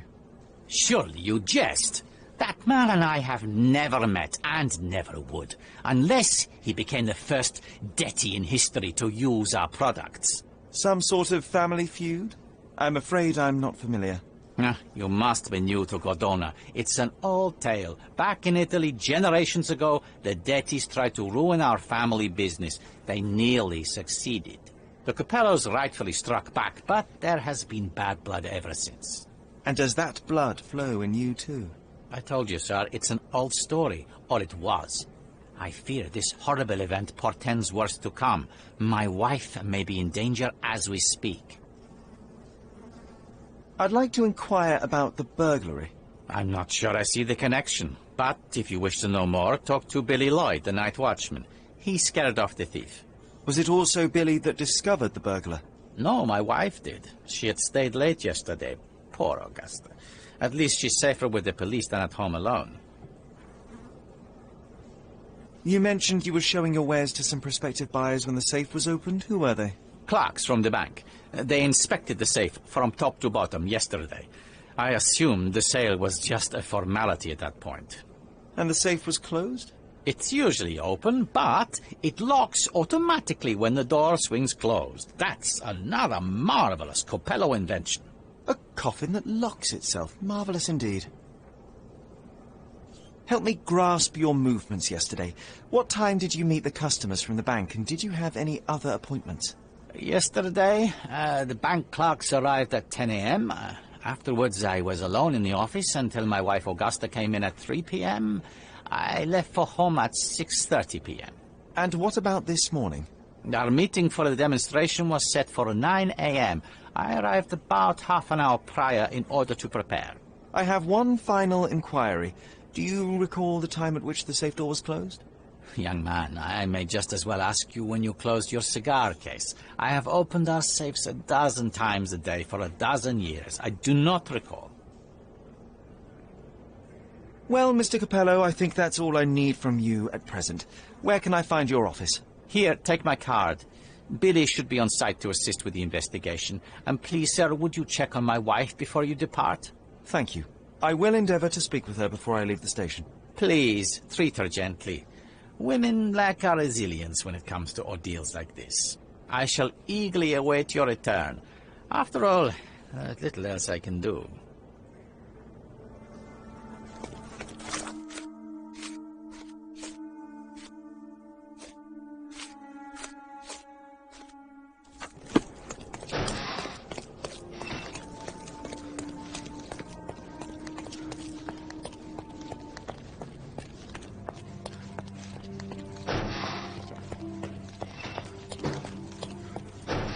Mrs. Capello, please wait in the office. The inspector will be here soon.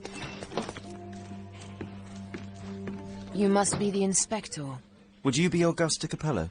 Must I really repeat myself to every baby-faced man in uniform that strides in?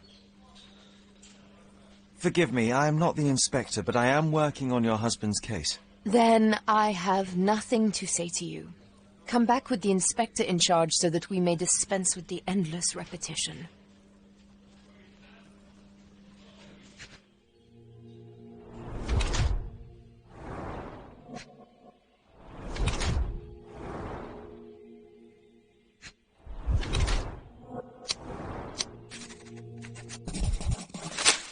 Whilst I prefer German composers, the harp solo from Lucia di Lammermoor stands out as one of Donizetti's finest contributions to the form. I'm sure Basilio thought the same.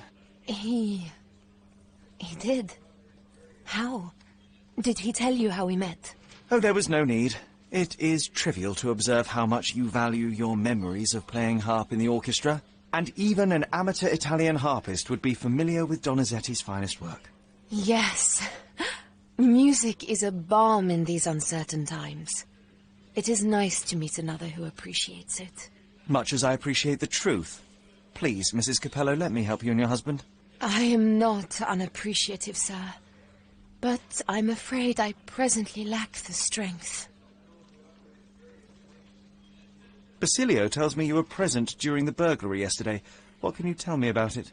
Oh, it gave me such a fright. I fainted, fell to the floor. I wish I could help you, but, I'm just utterly useless. Please, I want to rest before the inspector arrives. Were you familiar with the deceased man found in the safe? No, I did not know him, nor can I conceive of how the poor soul ended up there. You've had quite the day, Mrs. Capello. I shall leave you be. If I have further questions, I may visit again later.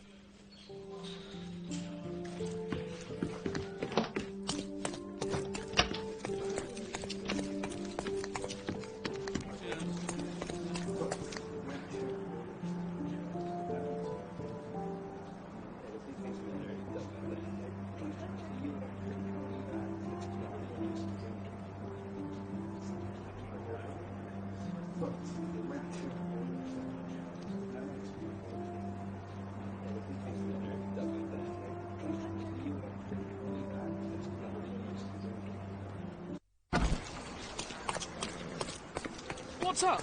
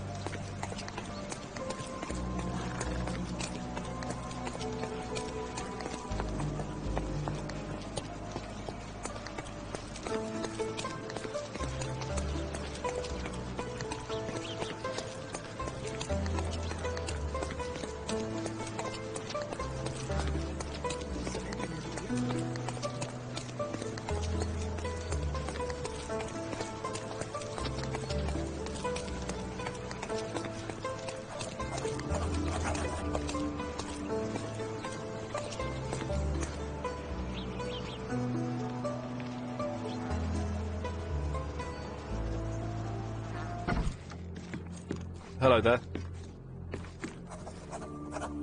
Ill-fitting pants, wonky nose, and hair that appears to have been cut by your own hand. You must be Billy Lloyd. Oh, it's you! I knew you'd come. You did? You're Mirko Gallia, the best investigative journalist on Cordona.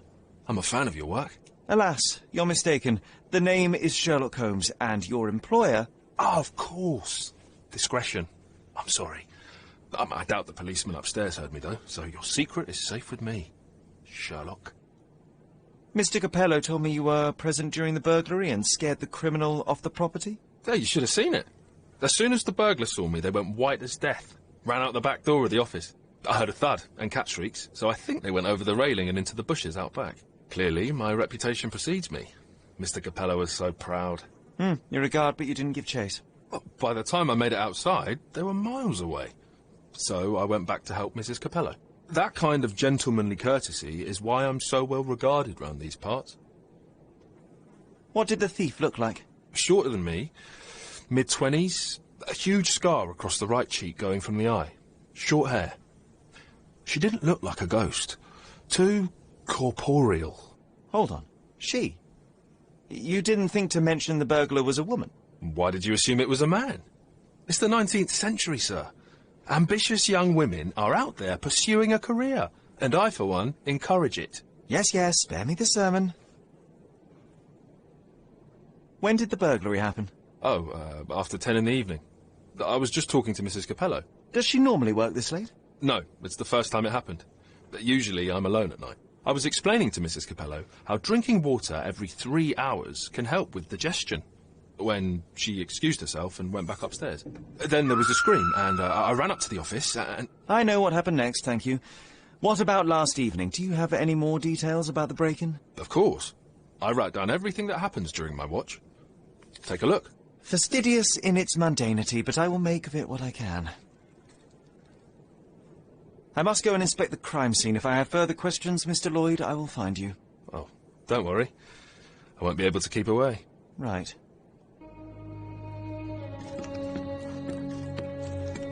The best on the market. You can wallop them, you can burn them.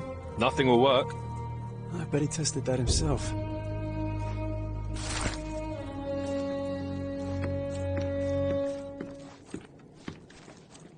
Strength, security, peace of mind. Tacky. Well, you know, that's your opinion, good sir. They sell door locks, padlocks. No Sherlocks, though. Probably for the best. Imagine dealing with two of you. Ugh.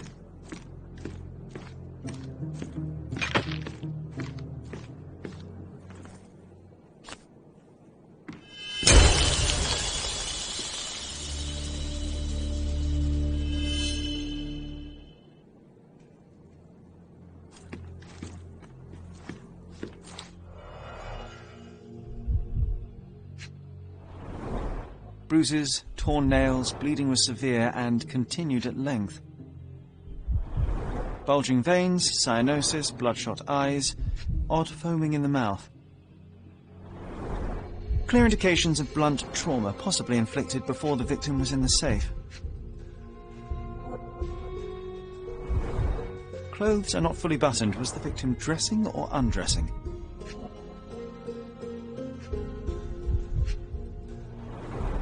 Blood on the safe door could have been left by the victim. What a rotten way to die. Yeah, what a shame.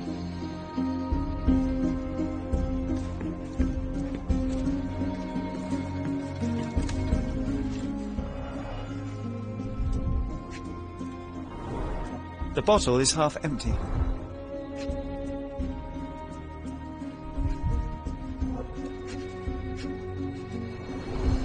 A wine, well enjoyed.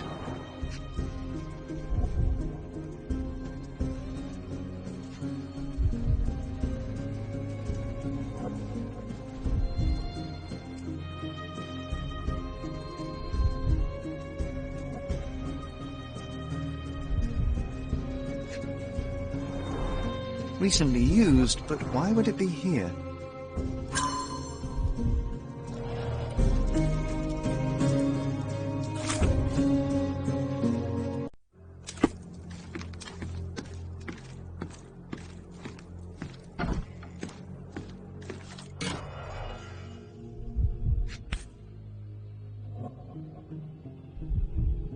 concert programme from 7 years ago. An Augusta La Duca is listed as a harpist in the orchestra.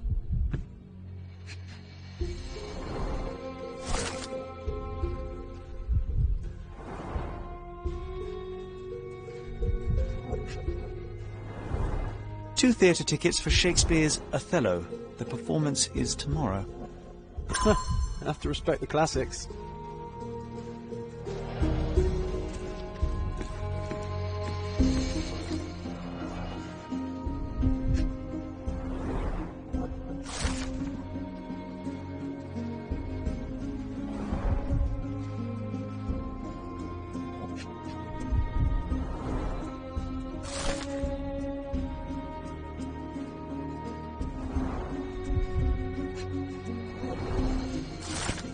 He clearly needs a better work-life balance.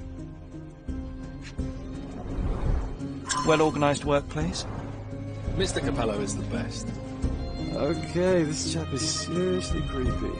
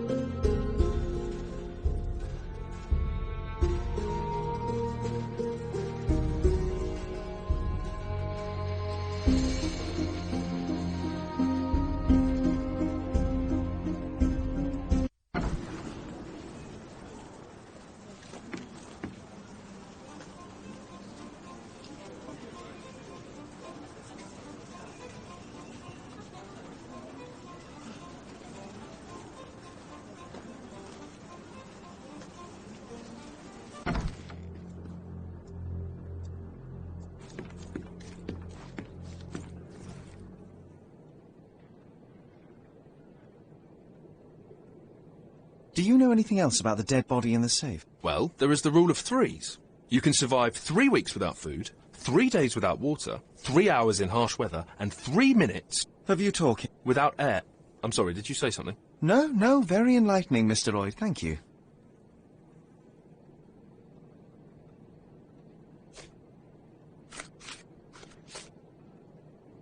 Do you know whose keys these are? Probably Mr. Capello's. Police took him so suddenly. I have the same set, but it's more efficient. Has fewer keys. So you don't have access to the entire office? No. Only Mr. and Mrs. Capello have the key to the back door.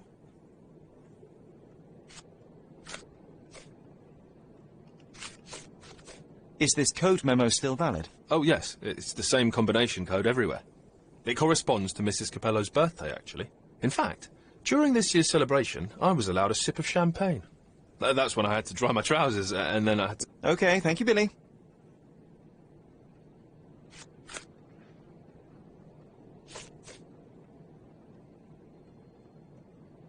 Do you know what this note might be about? I cannot presume to know another's mind, of course, but... I think Mr. and Mrs. Capello have been having some familial difficulties. Probably due to their lack of children. One of my oldest friends helps couples with their relationship troubles, and he always says... You don't have to continue. Oh, well, he says that to me as well, but I'm perfectly happy to. No, I insist.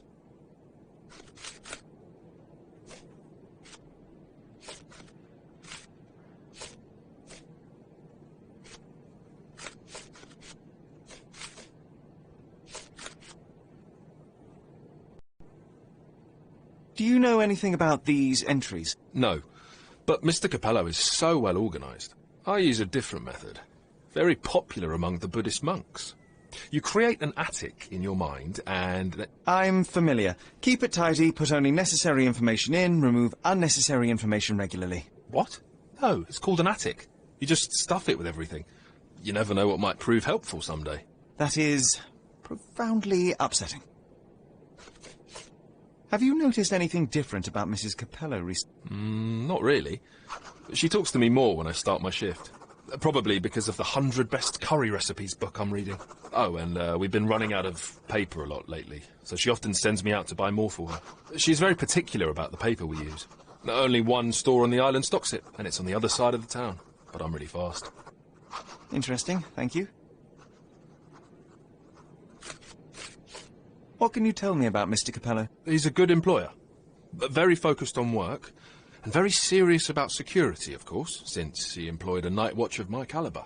Not everyone appreciates his strict business approach, though. Store clerks don't seem to last long in the office. Good to know.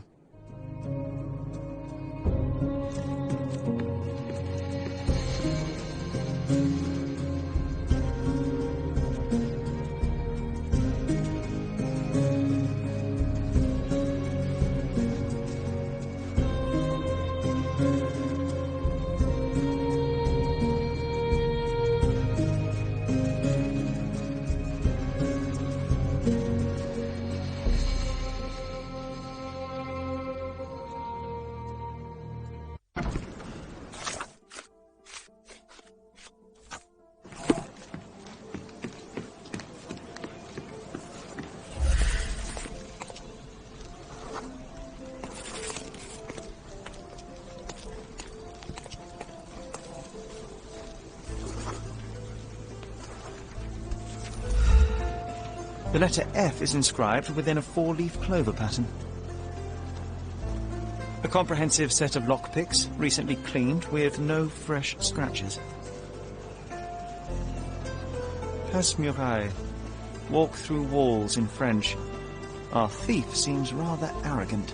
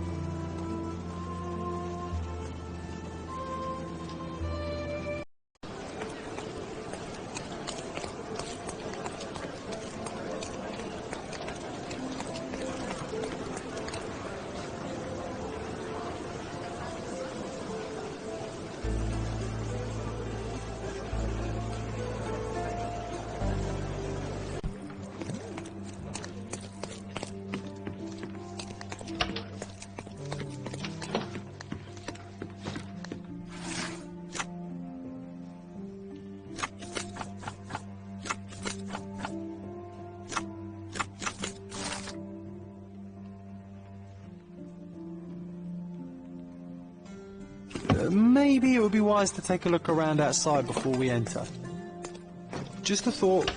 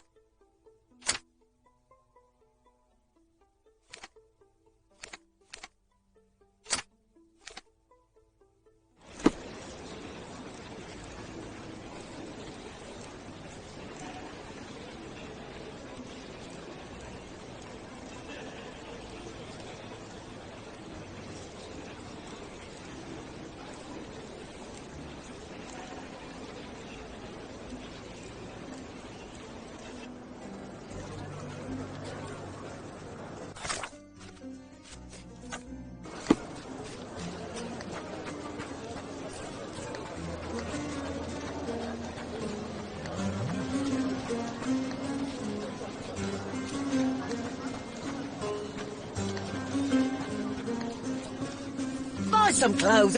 Step right up.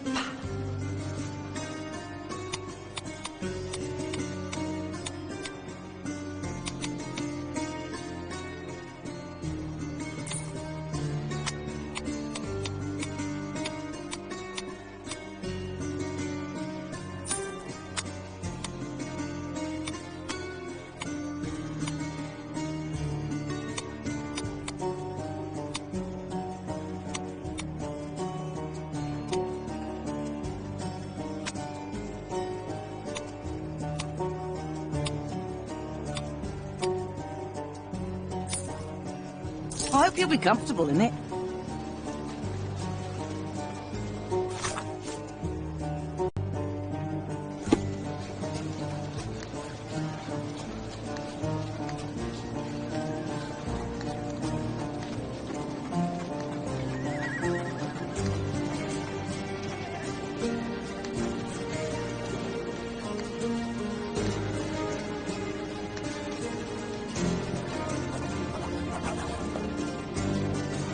The gangs are planning an attack on the backyard, boys.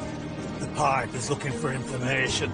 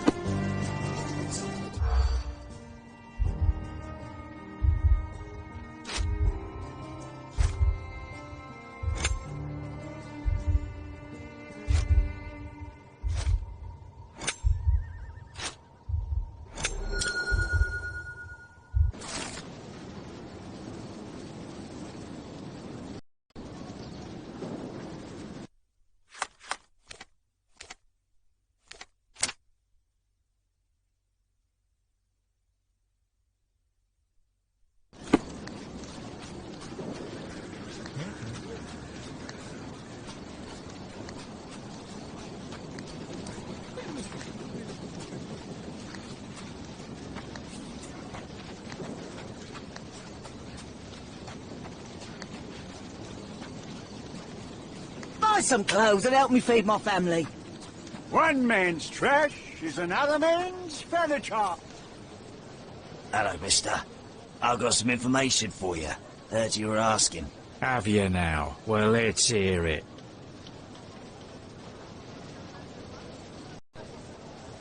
So the bandits, right? Not coming. Bigger fish to fry, they say. Bigger worries. Interesting. Are you absolutely sure? Heard it with my own ears. Lord is my witness. Oh, good. Here you go. Buy yourself something nice. Might I suggest soap? Oh, thank you, mister. Thank you. What a simpleton. It's supposed to be Philip from London. Good impression.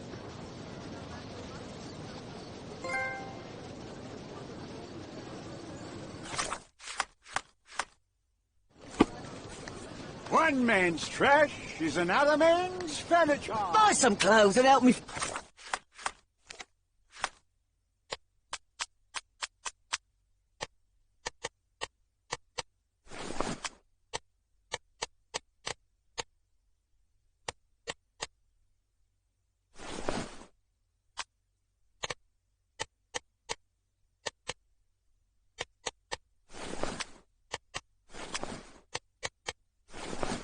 feed my family.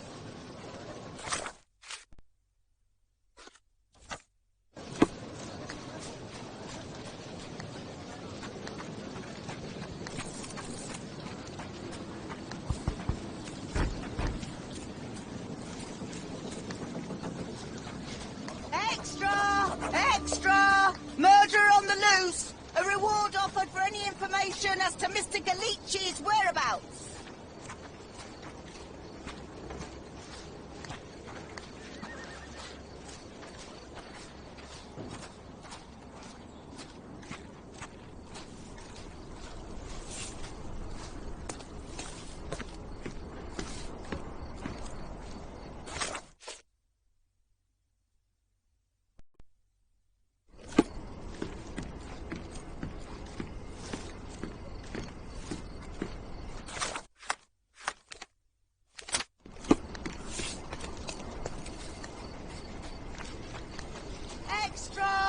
Extra! An historic death.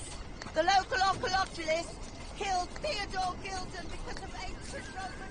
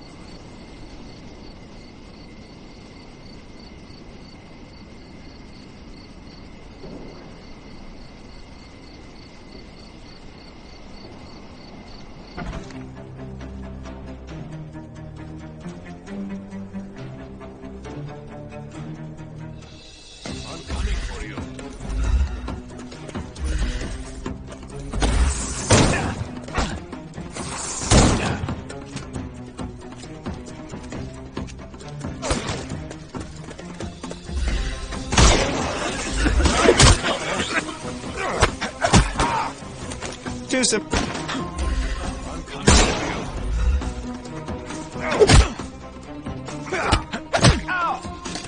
No more crime for you until next month.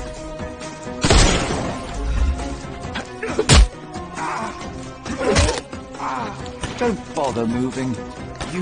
The snuff's ready.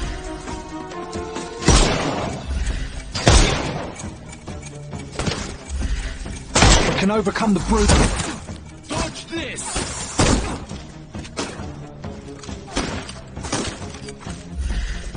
It's all yours now. Go for it.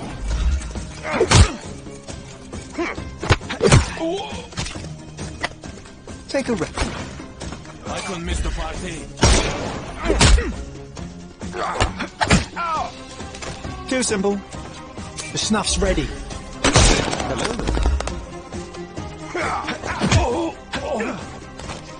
Don't give him the pepper snuff.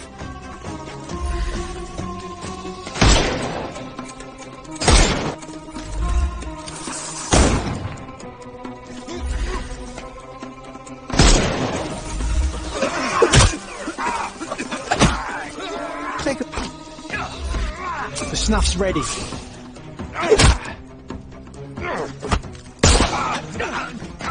Too simple.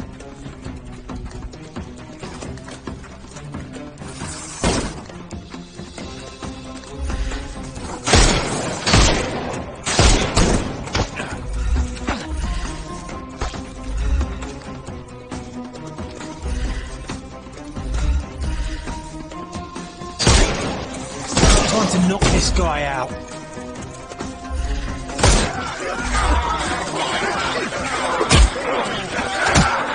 Take a rest, my friend.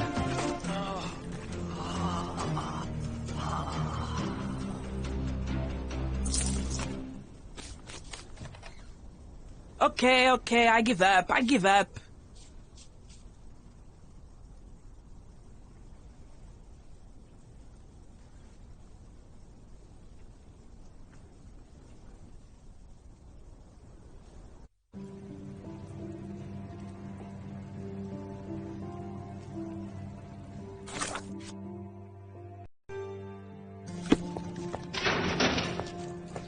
And here we are, Miss Sevigny.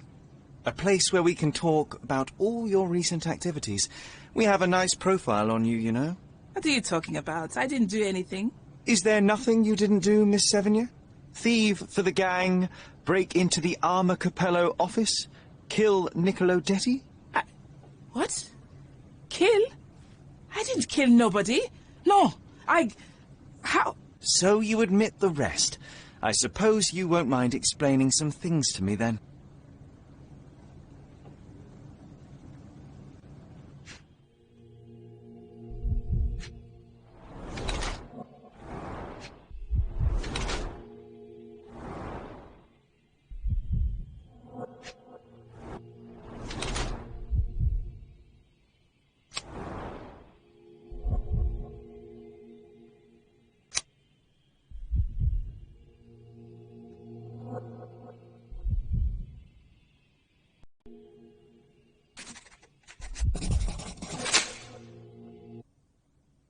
You were in the Armor Capello office yesterday evening, Miss Sevigny. The same place that Niccolo Detti was found dead today. What happened? How would you know? You can't prove anything? It's written all over you, Miss Sevigny. I presume you did not intend your evening to end with a fall over the railing and a fracas with felines? Need I continue? Zut alors! It was just a job, nothing else. I was asked to come. Here, see for yourself. I don't know who hired me, but I think they wanted to pin the crime on me. Poor Niccolo. When were you offered this job? Ah, mon Dieu. I don't remember precisely. I think the letter arrived around 9:30 in the evening. It sounded tricky, but the money was good. And you arrived at the office? Perhaps 45 minutes later. I am very good, sir. I was in and out in 5 minutes. I don't like lies. No, wait. Okay. It took 15 minutes. All right? Still impressive, no? You knew Mr. Detti, how? Niccolo and I grew up together. I hadn't seen him in years, then ran into him on the street, smiling with some lovely lady on his arm. And that was the last time you saw him alive? Well, until I found him dead yesterday. That same woman was there, too. It can't be coincidence. You saw a woman in the office? Mm-hmm. She started screaming, so I slammed the safe door and ran when I saw a guard coming. Your thieving days may well be over, Miss Sevigny. Until this matter is resolved, you will remain here. Good day.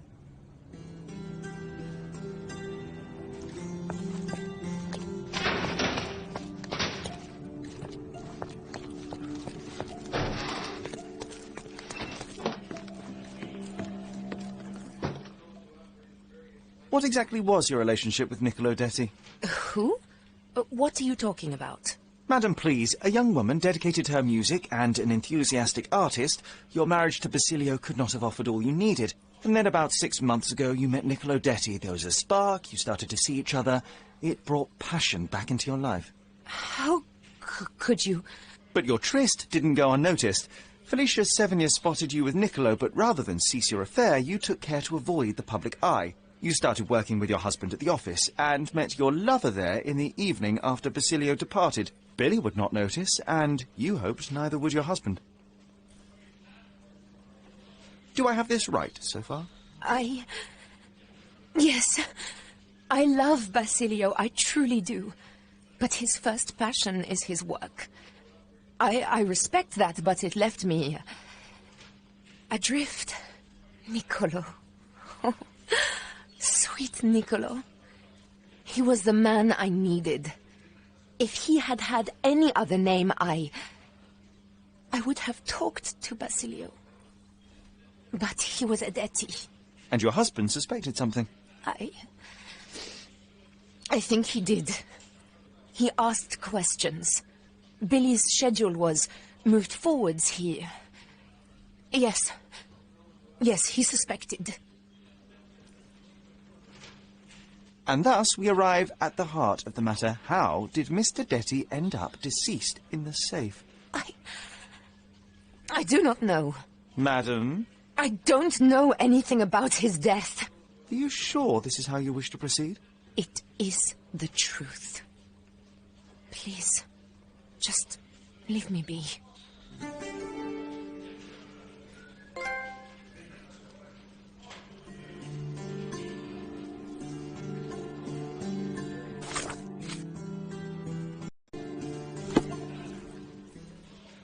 It is a shame it has come to this, but it is patently obvious that you are responsible for Niccolo Detti's death. How dare you?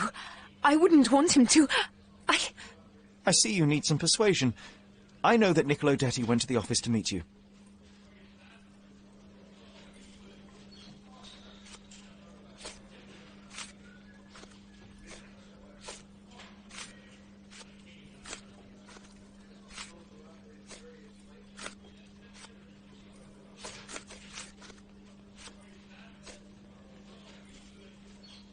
It was a midnight tryst.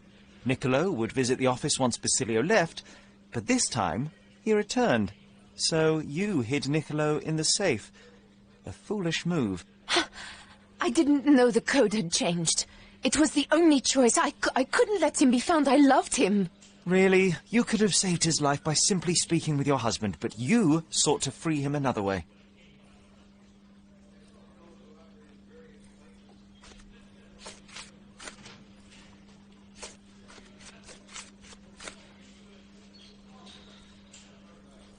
To free Mr. Detty, you hired Felicia Sevigny, a petty burglar, to crack the safe, and as a result, you killed your lover. No, It's because the combination had changed. It is not my fault. You are splitting hairs, Mrs. Capello. The fact remains you chose to risk Niccolo's life rather than call your husband. And I know why.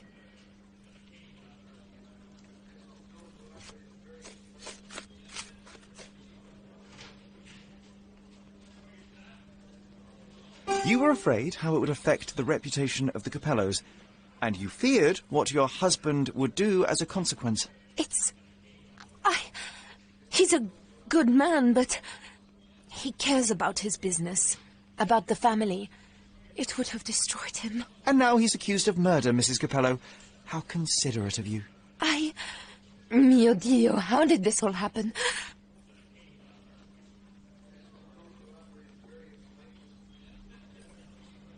Despite your best intentions, Mrs. Capello, I believe you are to blame for this sorry affair, not Basilio. I think you're right, sir. Basilio, he does not deserve this. None of this. It is not my place to decide what is deserved, but perhaps you now know what to say to the inspector. I do. Good day, madam. I don't think Mrs. Capello did this on purpose. I would have let her go.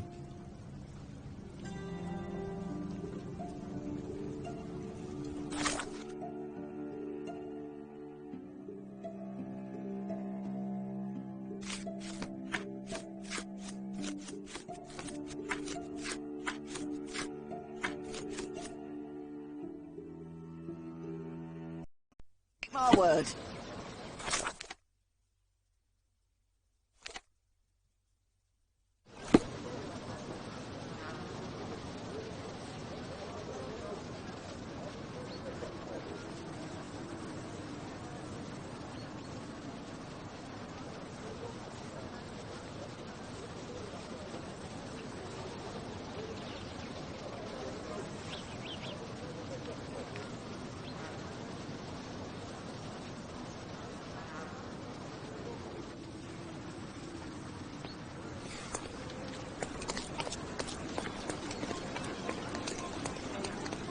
He's even been putting up posters, poor man.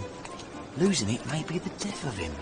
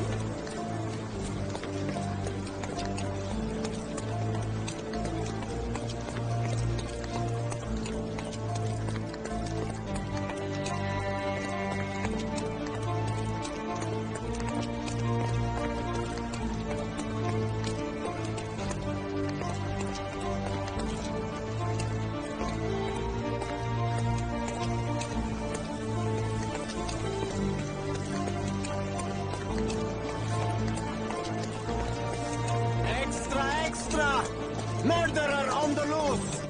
A reward offered for any information.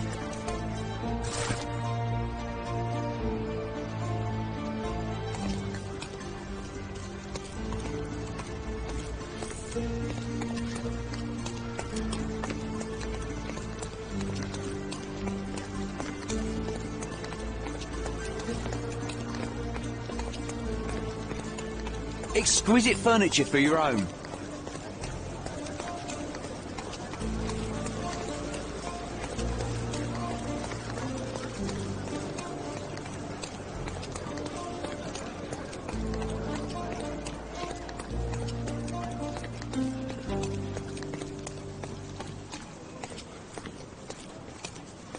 Having deja vu. This house seems so familiar.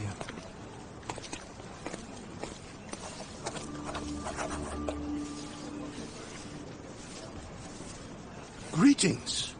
Would you be here about my violin by any... I am. I saw from your posters that it was stolen. The name is... Very pleased to meet you, Mr. Holmes. I'm Anthony John. But by the sounds of it, you haven't seen my instrument, alas. But if there's anything you can do to help locate it, I'd be most glad. Just tell me exactly what happened. How was your violin stolen? Some needy soul broke into my home while I was out. The only thing of value they took was the instrument. Did you report the theft to the police? I did, but they dismissed it as petty theft. Don't get me wrong, I don't blame them. They certainly have more important matters to deal with. It would be another crime if I let some petty thief get away with your beloved violin. Let me help you find it. Oh, thank you very much. I cannot tell you how grateful I am. Oh, come inside, I'll show you everything.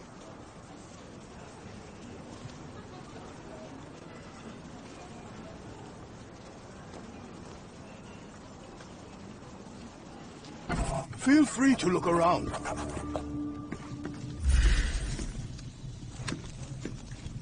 We could bake apples here, or smoke a duck. Ooh, or make pizza. The door was kicked in. You like pineapple? This cover is dusty. It hasn't been taken off for a long time.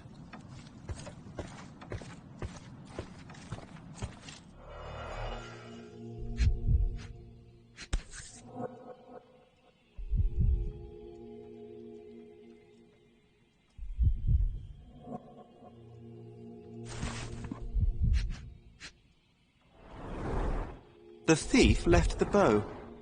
I suppose he prefers pizzicato.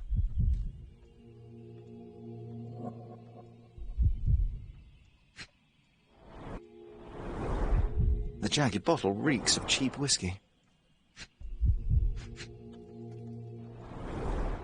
An utterly useless theft deterrent for a glass display case.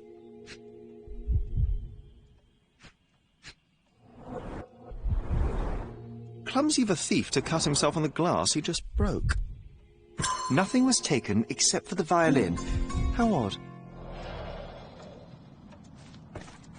These are intricate pieces of music, quite beautiful if my sight reading holds true. I see you've received many accolades. Ah, those are from a long time ago. I used to perform a lot in my youth. Anything else you'd like to know? You weren't here when the burglary happened, correct? I was tending to my wife's grave at the cemetery. I was only gone a few hours and locked the door before leaving. Does anyone else live here? No. My dear Emily died long ago. And God never blessed us with children. I used to give music lessons. But nobody visits me anymore.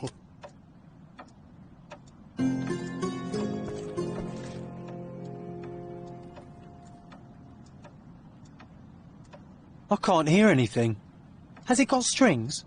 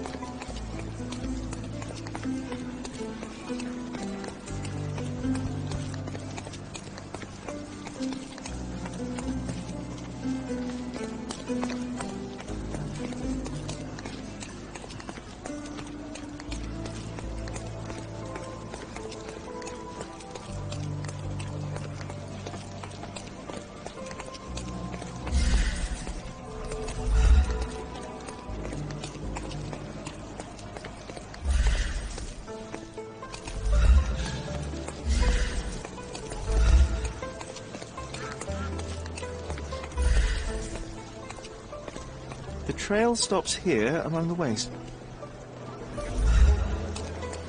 Hello, sir. Would you like some fruit? Fresh from the orchard? I'm not hungry, but I'm looking for a violin that was stolen. Any chance you saw someone with one? Oh, yes, I did. It was sailors, sir. And they were very good customers. They ate lots of fruit and said that my donkey looks like their friend. Lieutenant Sean. A lieutenant. Did you see where they went? No, sorry, sir. I was helping other buyers. Oh, and sir, the sailors also took my donkey.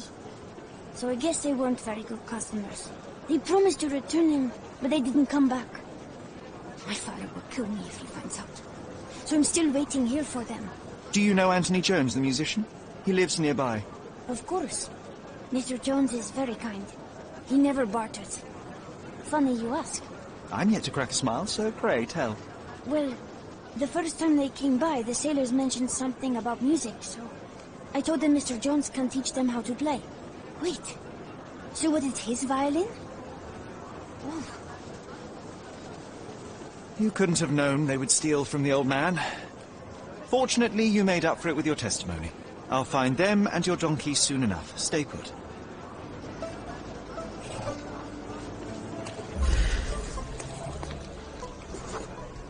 Someone must have seen where they took it. It's a donkey, for heaven's sake.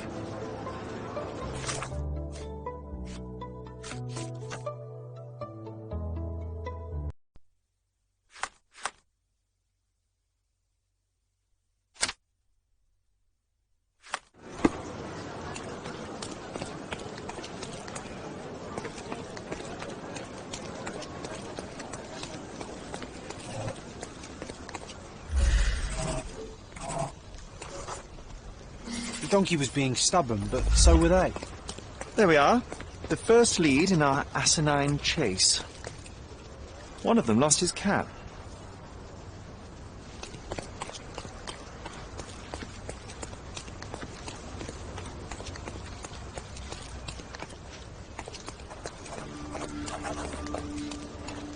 Oh, this must be Lieutenant Sean. The sailors couldn't get him inside the tavern. Don't forget to point the boy to his donkey on our way back.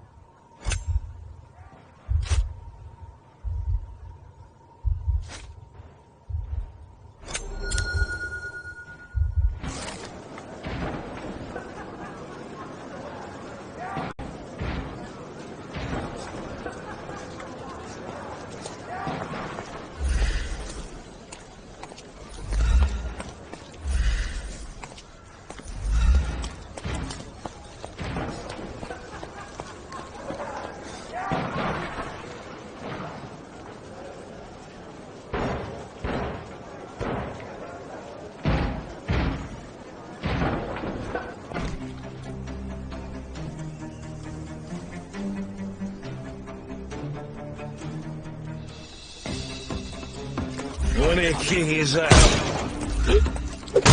like hell. Don't bother moving.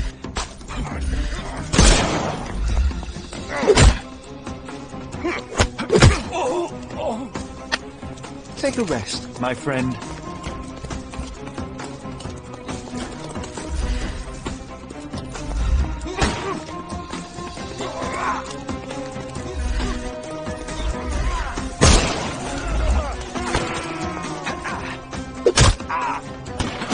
Dodge this!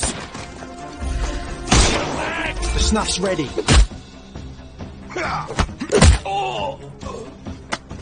Don't bother moving. Give him the pepper snuff.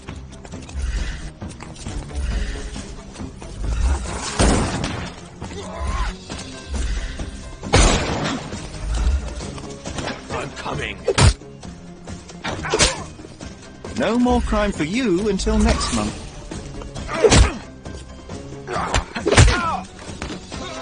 Too simple. I'm coming for you.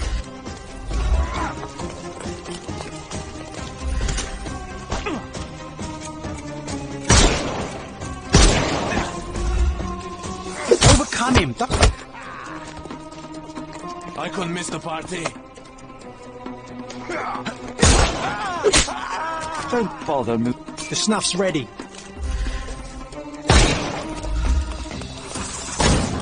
I'm coming for you. Too simple. I couldn't miss the party.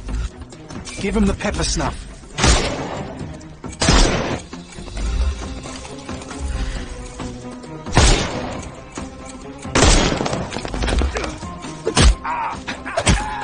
Don't bother moving. The snuff's ready.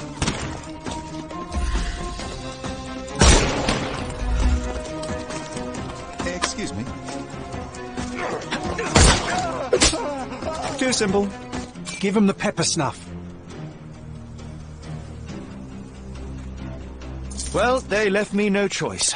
I think I might be nearing intoxication myself just from the smell of them.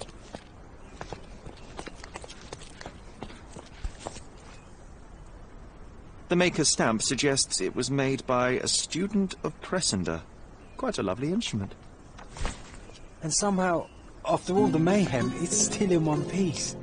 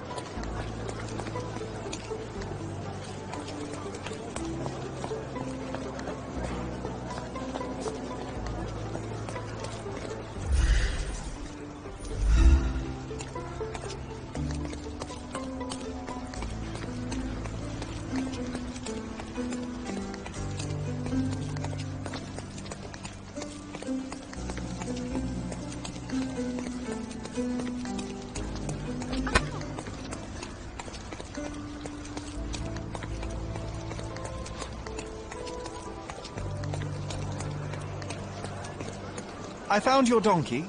It's not far from here, outside the Wet Whiskers Tavern. You'd better go after it before someone decides to borrow it again. Thank you, sir. I'll be quick as a flash. Hey, Yusuf, please look after my cart, okay? And don't eat anything. Well, you can have a couple of grapes, but only the small ones. Well done. I look forward to the beautiful reunion.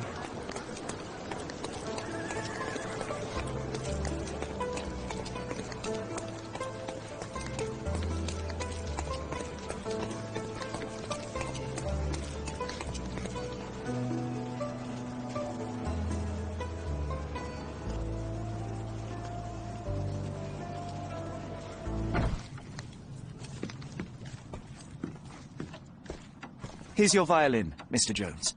It might have gained a few nicks and scratches, but considering what it's been through, it's a miracle that it's still in one piece. God bless you. I am deeply in your debt, Mr. Holmes. The scratches don't matter. They are like scars, each telling a story. It is the sound that matters. Oh, you should hear her sing. It would be my pleasure. This melody, Sherlock. Don't you...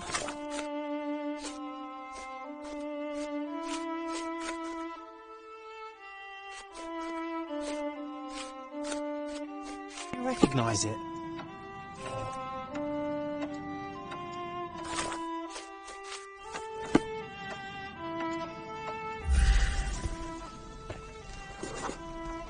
Look up, Sherry.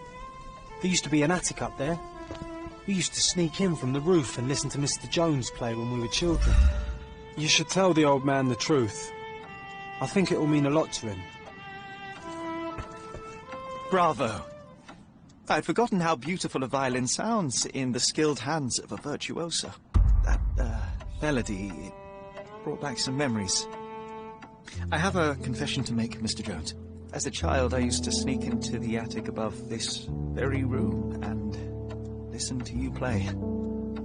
Spellbound by the music. Oh, so that was you.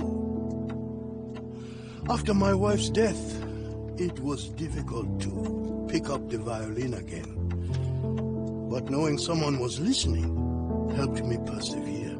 In fact, a young man like yourself would breathe a second life into this instrument. It's a remarkable outlet for one's emotion. You should have it. I can't accept that. And, well, I don't play. It's never too late to learn, Mr. Holmes. The way I see it, the violin chose you. Take good care of her.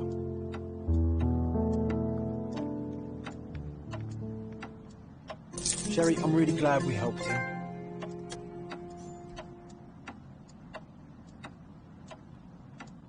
I hope you'll enjoy playing it as much as I did.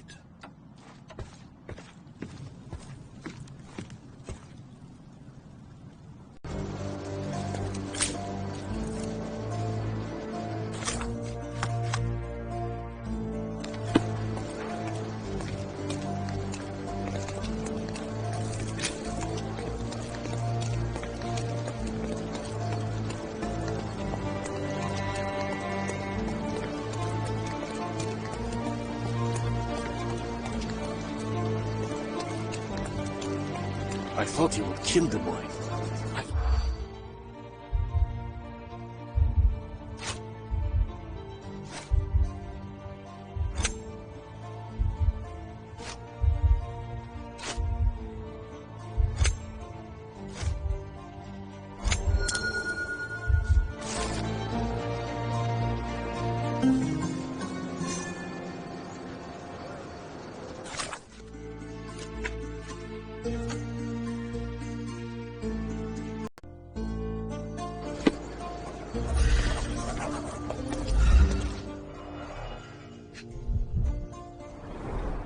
Let's hope no one's been hit by this smooth mineral.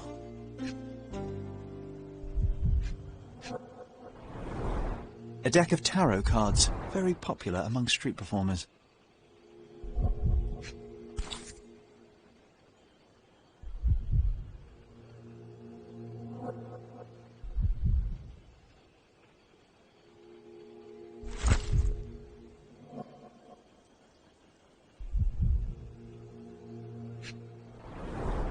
The name of the original performer has been replaced with Dilwyn. You know what? Put on the magic hat. I have a feeling it'll help. It's not actually magic, John. Well, not to you perhaps, but to a boy, any magician's hat is special.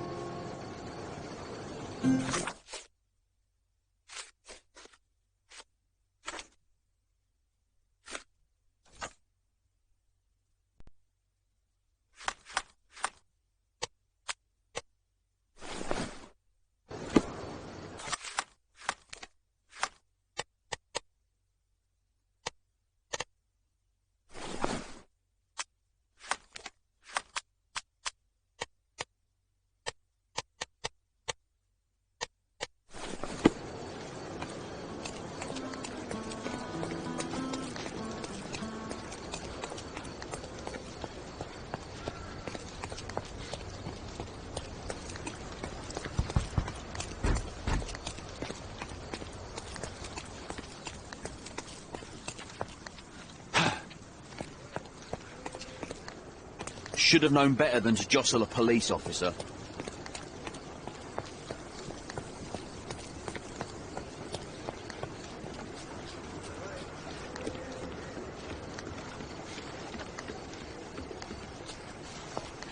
It's all right, boy. You can come out. Your pursuer has been intercepted by Cordona's finest. I didn't do... Hey, that's my hat you're wearing. I know it is. I followed you from your magic stand. Are you okay? I'm fine. You should keep that. It makes you look like the amazing Alonzo. He's the best magician around. It never suited me anyway. Is that so? Let me take a look at you.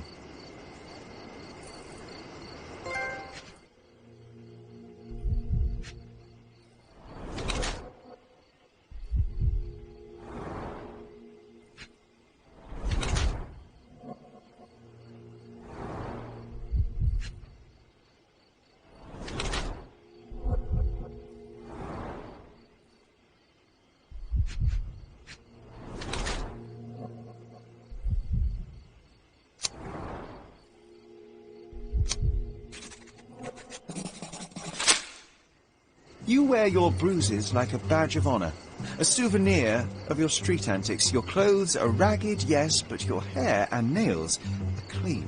You're no urchin. This is a rich boy's game, a way to fight off boredom. You made a costume, snuck out from home, and put your skills to the test. Wow, I guess you do know me. Clearly. So, tell me, why did you call that man a liar? Because he is. He told me he's a lord.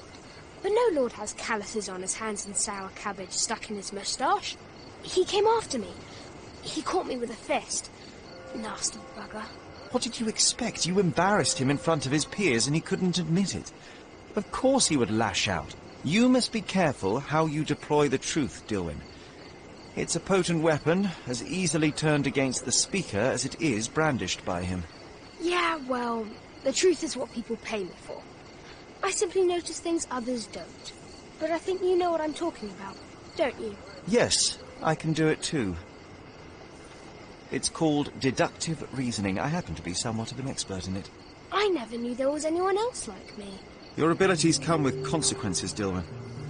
To adults, you're a nuisance. To other kids, a freak. You must learn how to blend in. Bite your tongue. But I don't want to blend in. Then they will lock you up. The truth hurts, and the bigger the truth, the further men will go to silence it. Be careful how and when you deploy it. All right. I mean, it was just an amusement.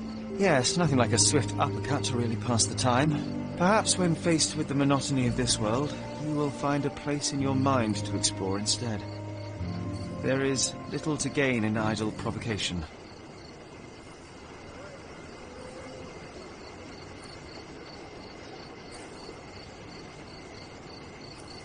Why don't you go to the police and show them your skills? You could become a real detective one day. They won't take me seriously. Grown-ups never do. I'm sure you'll be able to impress them, Dilwyn. Just work your magic. All right. Maybe I'll do that. Catching criminals could be fun. Before you go, impress me. What do you see? You're overconfident, as a way to mask your insecurities. You're more vain than you care to admit. And you notice when people notice you. You act like you don't need anyone, because it's easier to pretend you like being alone than to ask for help. You desperately hope to find somewhere you belong. But you never will. Nowhere, no one will ever be enough. And the truth is, you're terrified. You're too smart and too empty inside. You know how dangerous that is, and you know exactly what you're capable of. Valiant attempt, but alas, you've missed the mark. Oh, really? Well, what does John think? Sherlock, did he just... how? I don't know.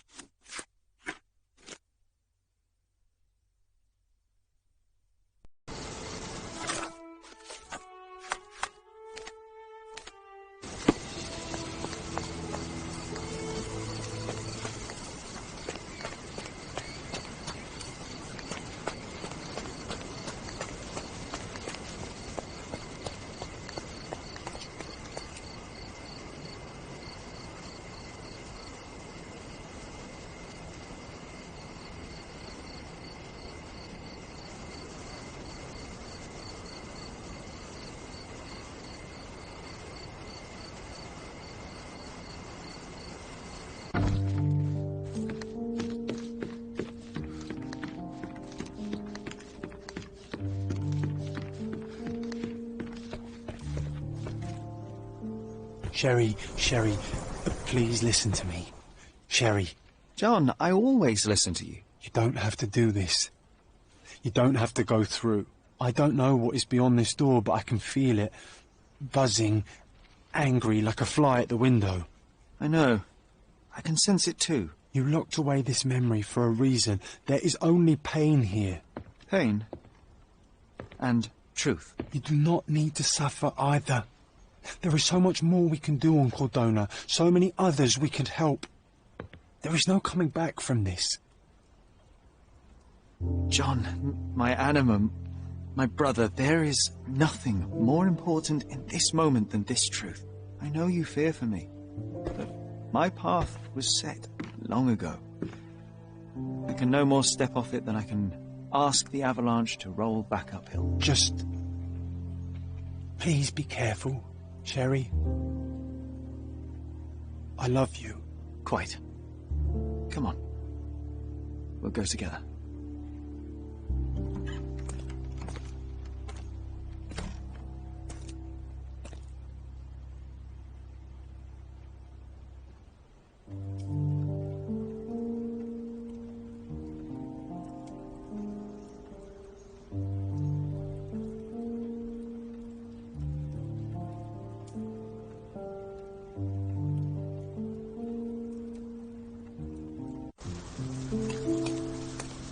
Why didn't I remember we had such a big garden?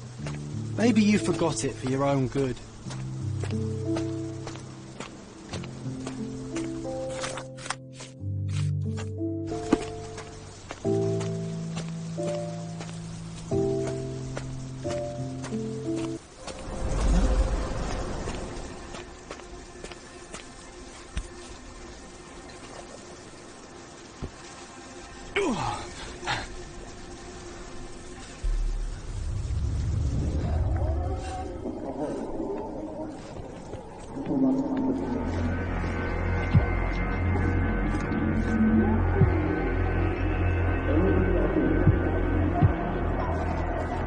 Come here, Sherry. Hurry!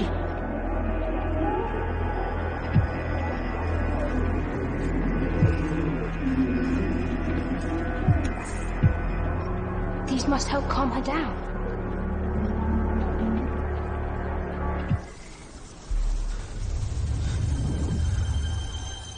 What are you thinking about? Is everything all right?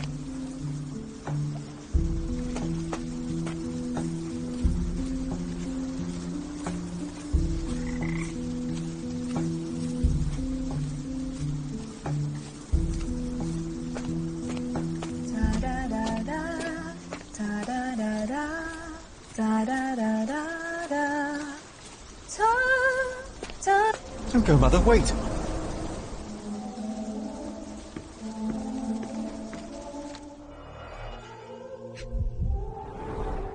I remember this artifact from Mother's collection.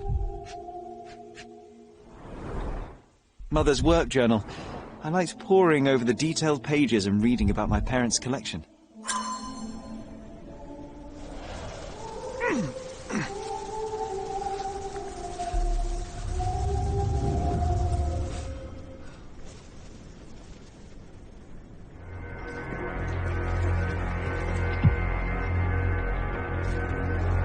Here it is. We'll just borrow it for a while. Did you hear that? Someone's coming. Let's take a peek.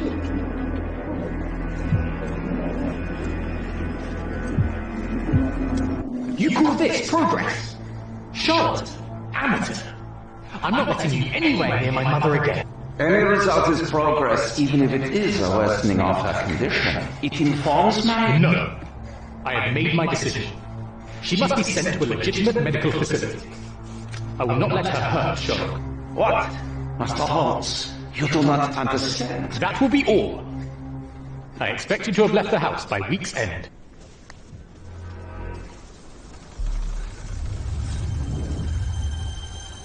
Sherry, say something. Can you hear me? You're scaring me. Sherry, come here, darling.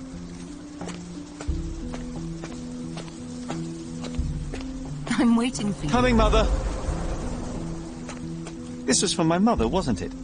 I remember how we came to the garden for a breath of fresh air.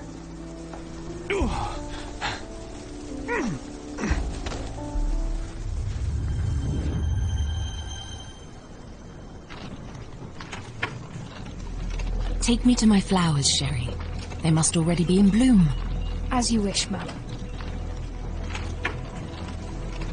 I bet you missed the fresh air, didn't you? Terribly. The sun is far brighter than I remember. But I like it. We can walk each day from now on, if you want. That would be wonderful. Just look at them. The stars of the earth. Even the sky must be jealous of their beauty. Indeed.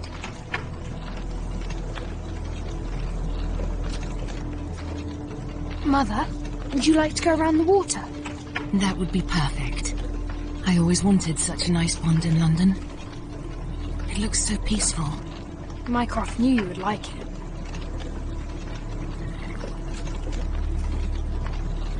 We should put some fish in it, don't you think? How about some carp? That's a nice idea.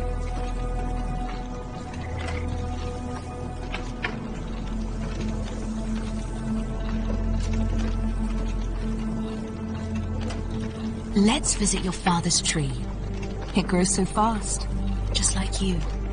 We could even build a tree house in it. Yes, Sherry.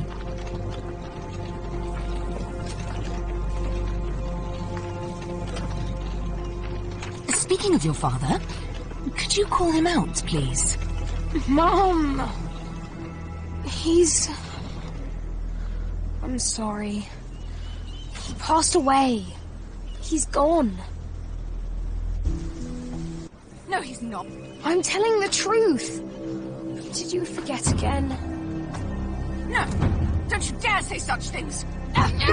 You are a liar like all the others! Mother! Don't call me that! You're fooling me! No! Mom, it hurts! My son would never lie! Mom, stop! Who are you? Reveal yourself! Please, stop! It's me, Sherlock! You are not my Sherry! Give me my stuff or I'll kill you!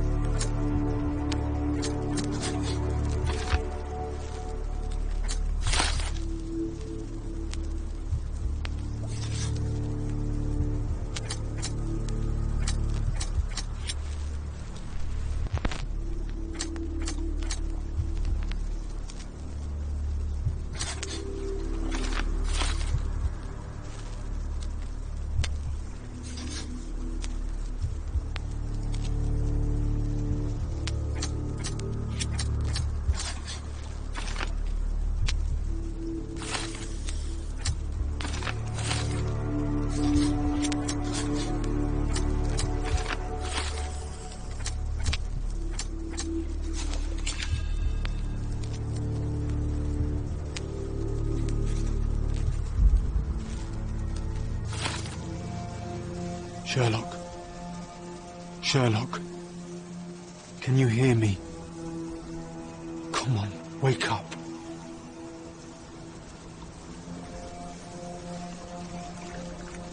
Get off me.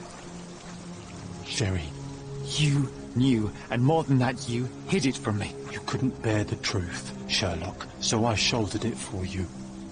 I took your pain, your horror. I killed my own mother, John. It is unforgivable. It was an accident, Sherlock. She was mad, abusive. You were a child, simply trying to help. How could I? How could she? You were a lie, John. A fiction. A crutch. No, I was a friend. Sherlock, please. Sherlock? What? Are you okay? I don't know. I told you not to come, Sherlock. Where is he? Who? Your friend, John. He's beside you. Was all this worth it? Is he worth it? Why is he here? I think, in his own way, he was trying to protect me. A truth I couldn't bear. But now I must face it. There is only one thing to be done. What are you talking about? To expect adherence to the principles of truth and justice, but to fail to hold oneself likewise accountable, it would be hypocrisy. My mother died by my hand. I must turn myself into the authorities and face the consequences of my actions. The consequences of your actions? You were a child. She did this to you, not you unto her. You are throwing your life away in an act of moralistic vanity. Think of all you could accomplish for our nation. This is where we differ, Mycroft. To you, the ends justify the means. To me, the means have decided the end. The truth is the truth. Fine, Sherlock. Walk yourself into the police station and pray those men you oft embarrassed hold no grudges. If you're lucky, they'll simply exile you. If not, I'll see you in 20 years.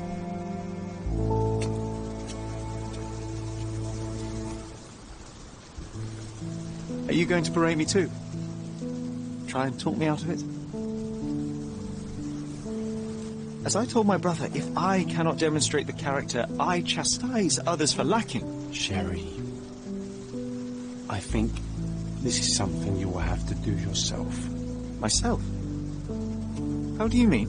All I ever did, all I ever wanted, was to protect you from what happened.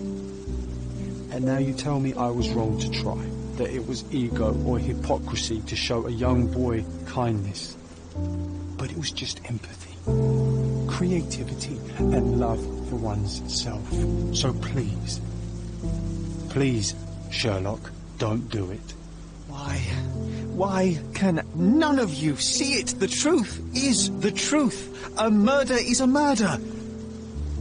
Tell me, John, why? Because you're breaking my heart. I know. You've decided. I know. I just wish you hadn't. I'm sorry, John. All these years we spent together, all the time I took for granted. You'll always be a part of me. No, Sherry. That's the point. I don't think I will.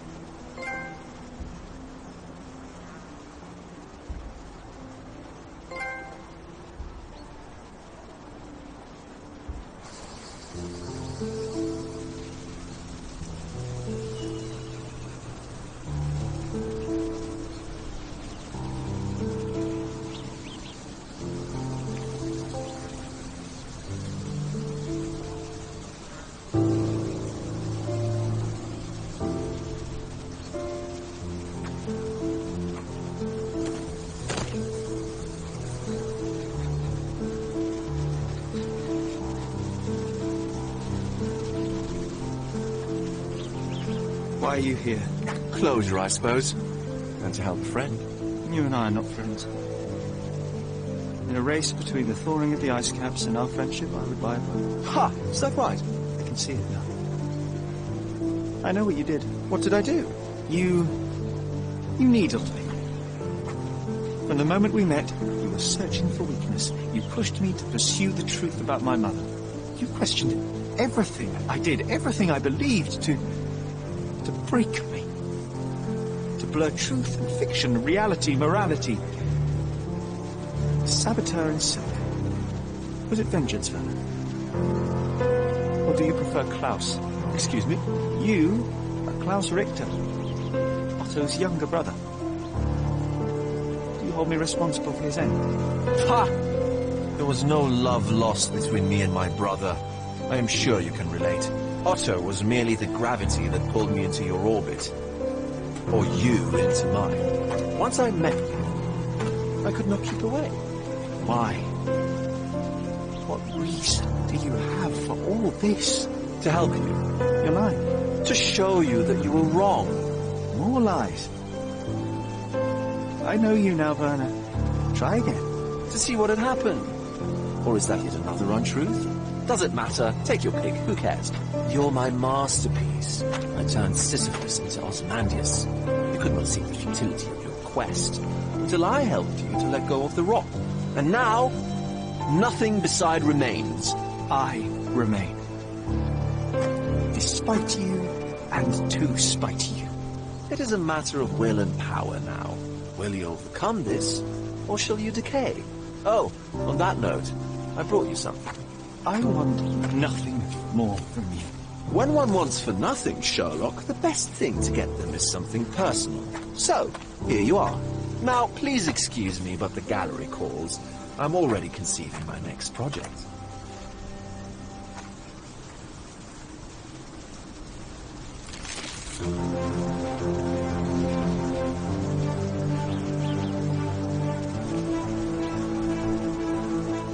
You really are beautiful.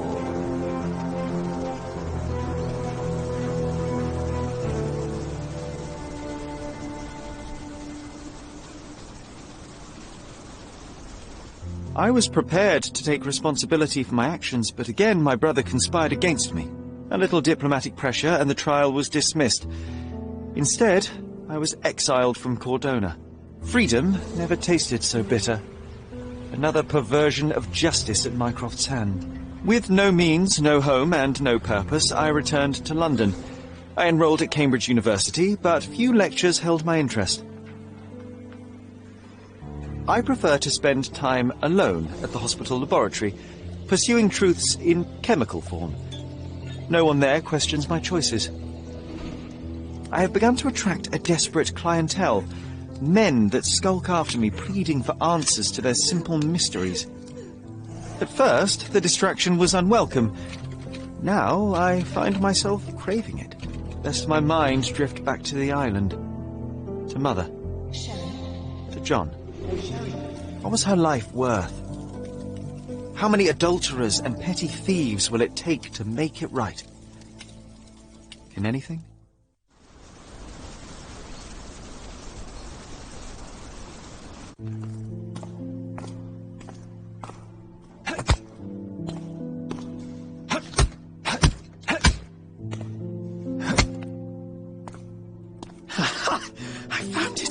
I found it! I found it!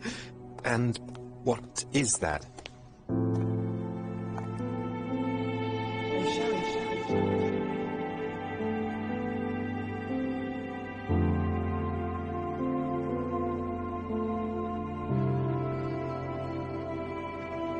How far, bruises may be produced after death? How are you? You have been in Afghanistan, I perceive. How on earth did you know that? Never mind. The question now is about bruising. No doubt you see the significance of this discovery of mine. It is interesting, no doubt, but practically... Why, it is the most practical medico-legal discovery for years. Had we these data sooner, hundreds of men would have paid the penalty for their crimes. Cases oft hinge upon how a man died. Now, we can know which wounds he suffered alive, which occurred post-mortem, and what instrument was responsible.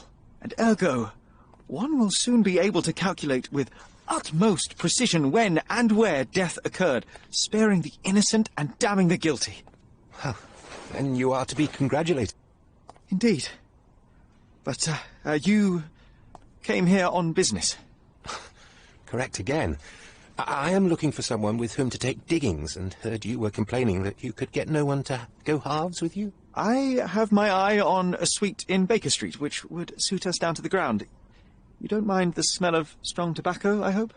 I smoke ships myself. That's good enough. I get in the dumps at times, and don't open my mouth for days on end. Just let me alone, and I'll soon be right. What have you to confess now?